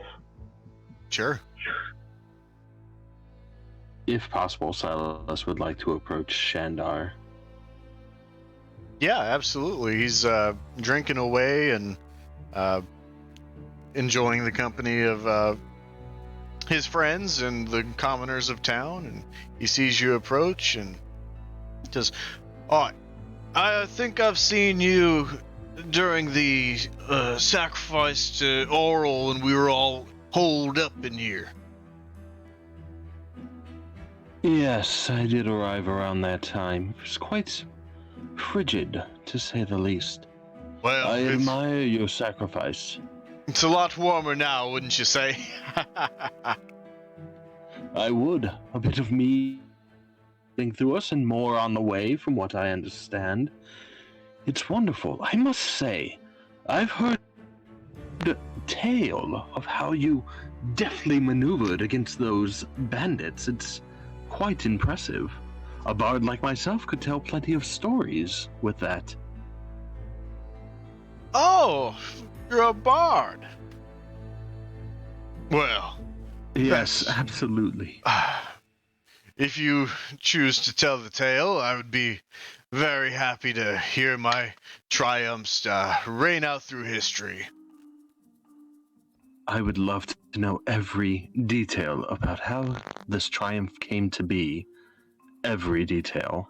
And I would like to try and cast Charm Person on him. Sure. It's a Wisdom Charisma save. Wisdom save 14. I'm hoping him being drunk will give him disadvantage. And it does. And he is charmed. And he will treat you as a dear friend. And he says, "Well, we finally got word that they were headed into town, and We got ready to repel them, and they came in one by one, and I nicked a couple on the sides, and got them scared enough to be able to retreat, and their leader, he was a good guy, but he had to die. We couldn't let a good symbol go to waste. And he kind of looks around as he says this, and I believe every 6 seconds they get a little bit of a save, or is it for an hour? I forget. Am I thinking of Friends? It says they must make a wisdom saving throw. Let me see. Just when the spell ends, and it lasts for an hour. Okay, that's right. So never mind. He doesn't really catch wind of what he's said, but he just tells you pretty matter-of-factly. He doesn't yell it. He speaks it kind of undertoned because he realizes what he's saying exactly. But being drunk in his stealth roll, he maintains his volume of voice quite well. Might I ask for a favor of you, my good friend? Oh, sure. What can I help you with? I wish to make sure I hit every detail perfectly. Would you transcribe this and sign it for me? And I'll produce some paper and ink for him. And he says, my handwriting is quite bad when I'm drunk, but I can give it a try. I believe in you, my good friend. And I would give him inspiration, but I have none left. Damn. That would have been very smooth. And so he nods his head, and he takes the piece of parchment, and he starts trying to write on this paper, and he does so very well at disadvantage. And he lays out exactly what he said, with knowing in advance that they were going to be coming and we're at the ready, and going after the bandit captain, not wanting to let him go to waste a symbol and all that. Wonderful. And then I would like to take it and then kind of make my way to maybe get on top of the bar, if that's okay. Sure. Pull out my lute, and I would like to perform a new ballad I'm calling Shandar's Confession, and then in parentheses, vote for Olivessa. Okay. So as you start to announce this, Shandar says, he's saying a sonnet about me, and he's going to play an instrument. Everyone! Did you tell him your name? I forget. Nope.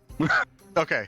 Everyone cheer for the tiefling! Ah! And the crowd starts to erupt. The fiddles stop, and it goes quiet. Go ahead and make your performance check.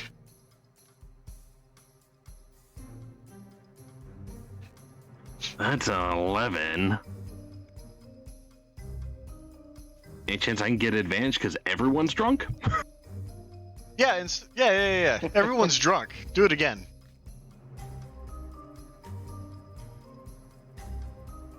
That's 16. It's better. That's better.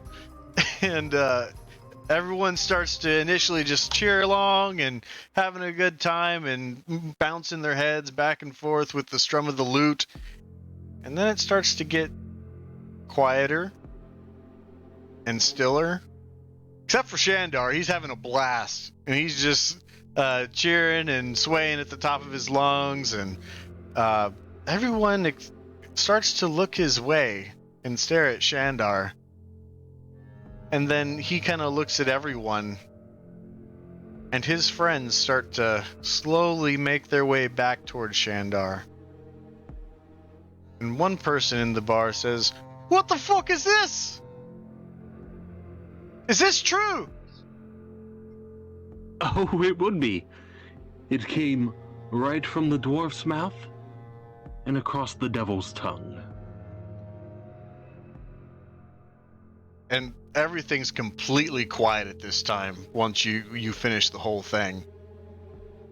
And Shandar kind of looks about and he says, "Oh shit."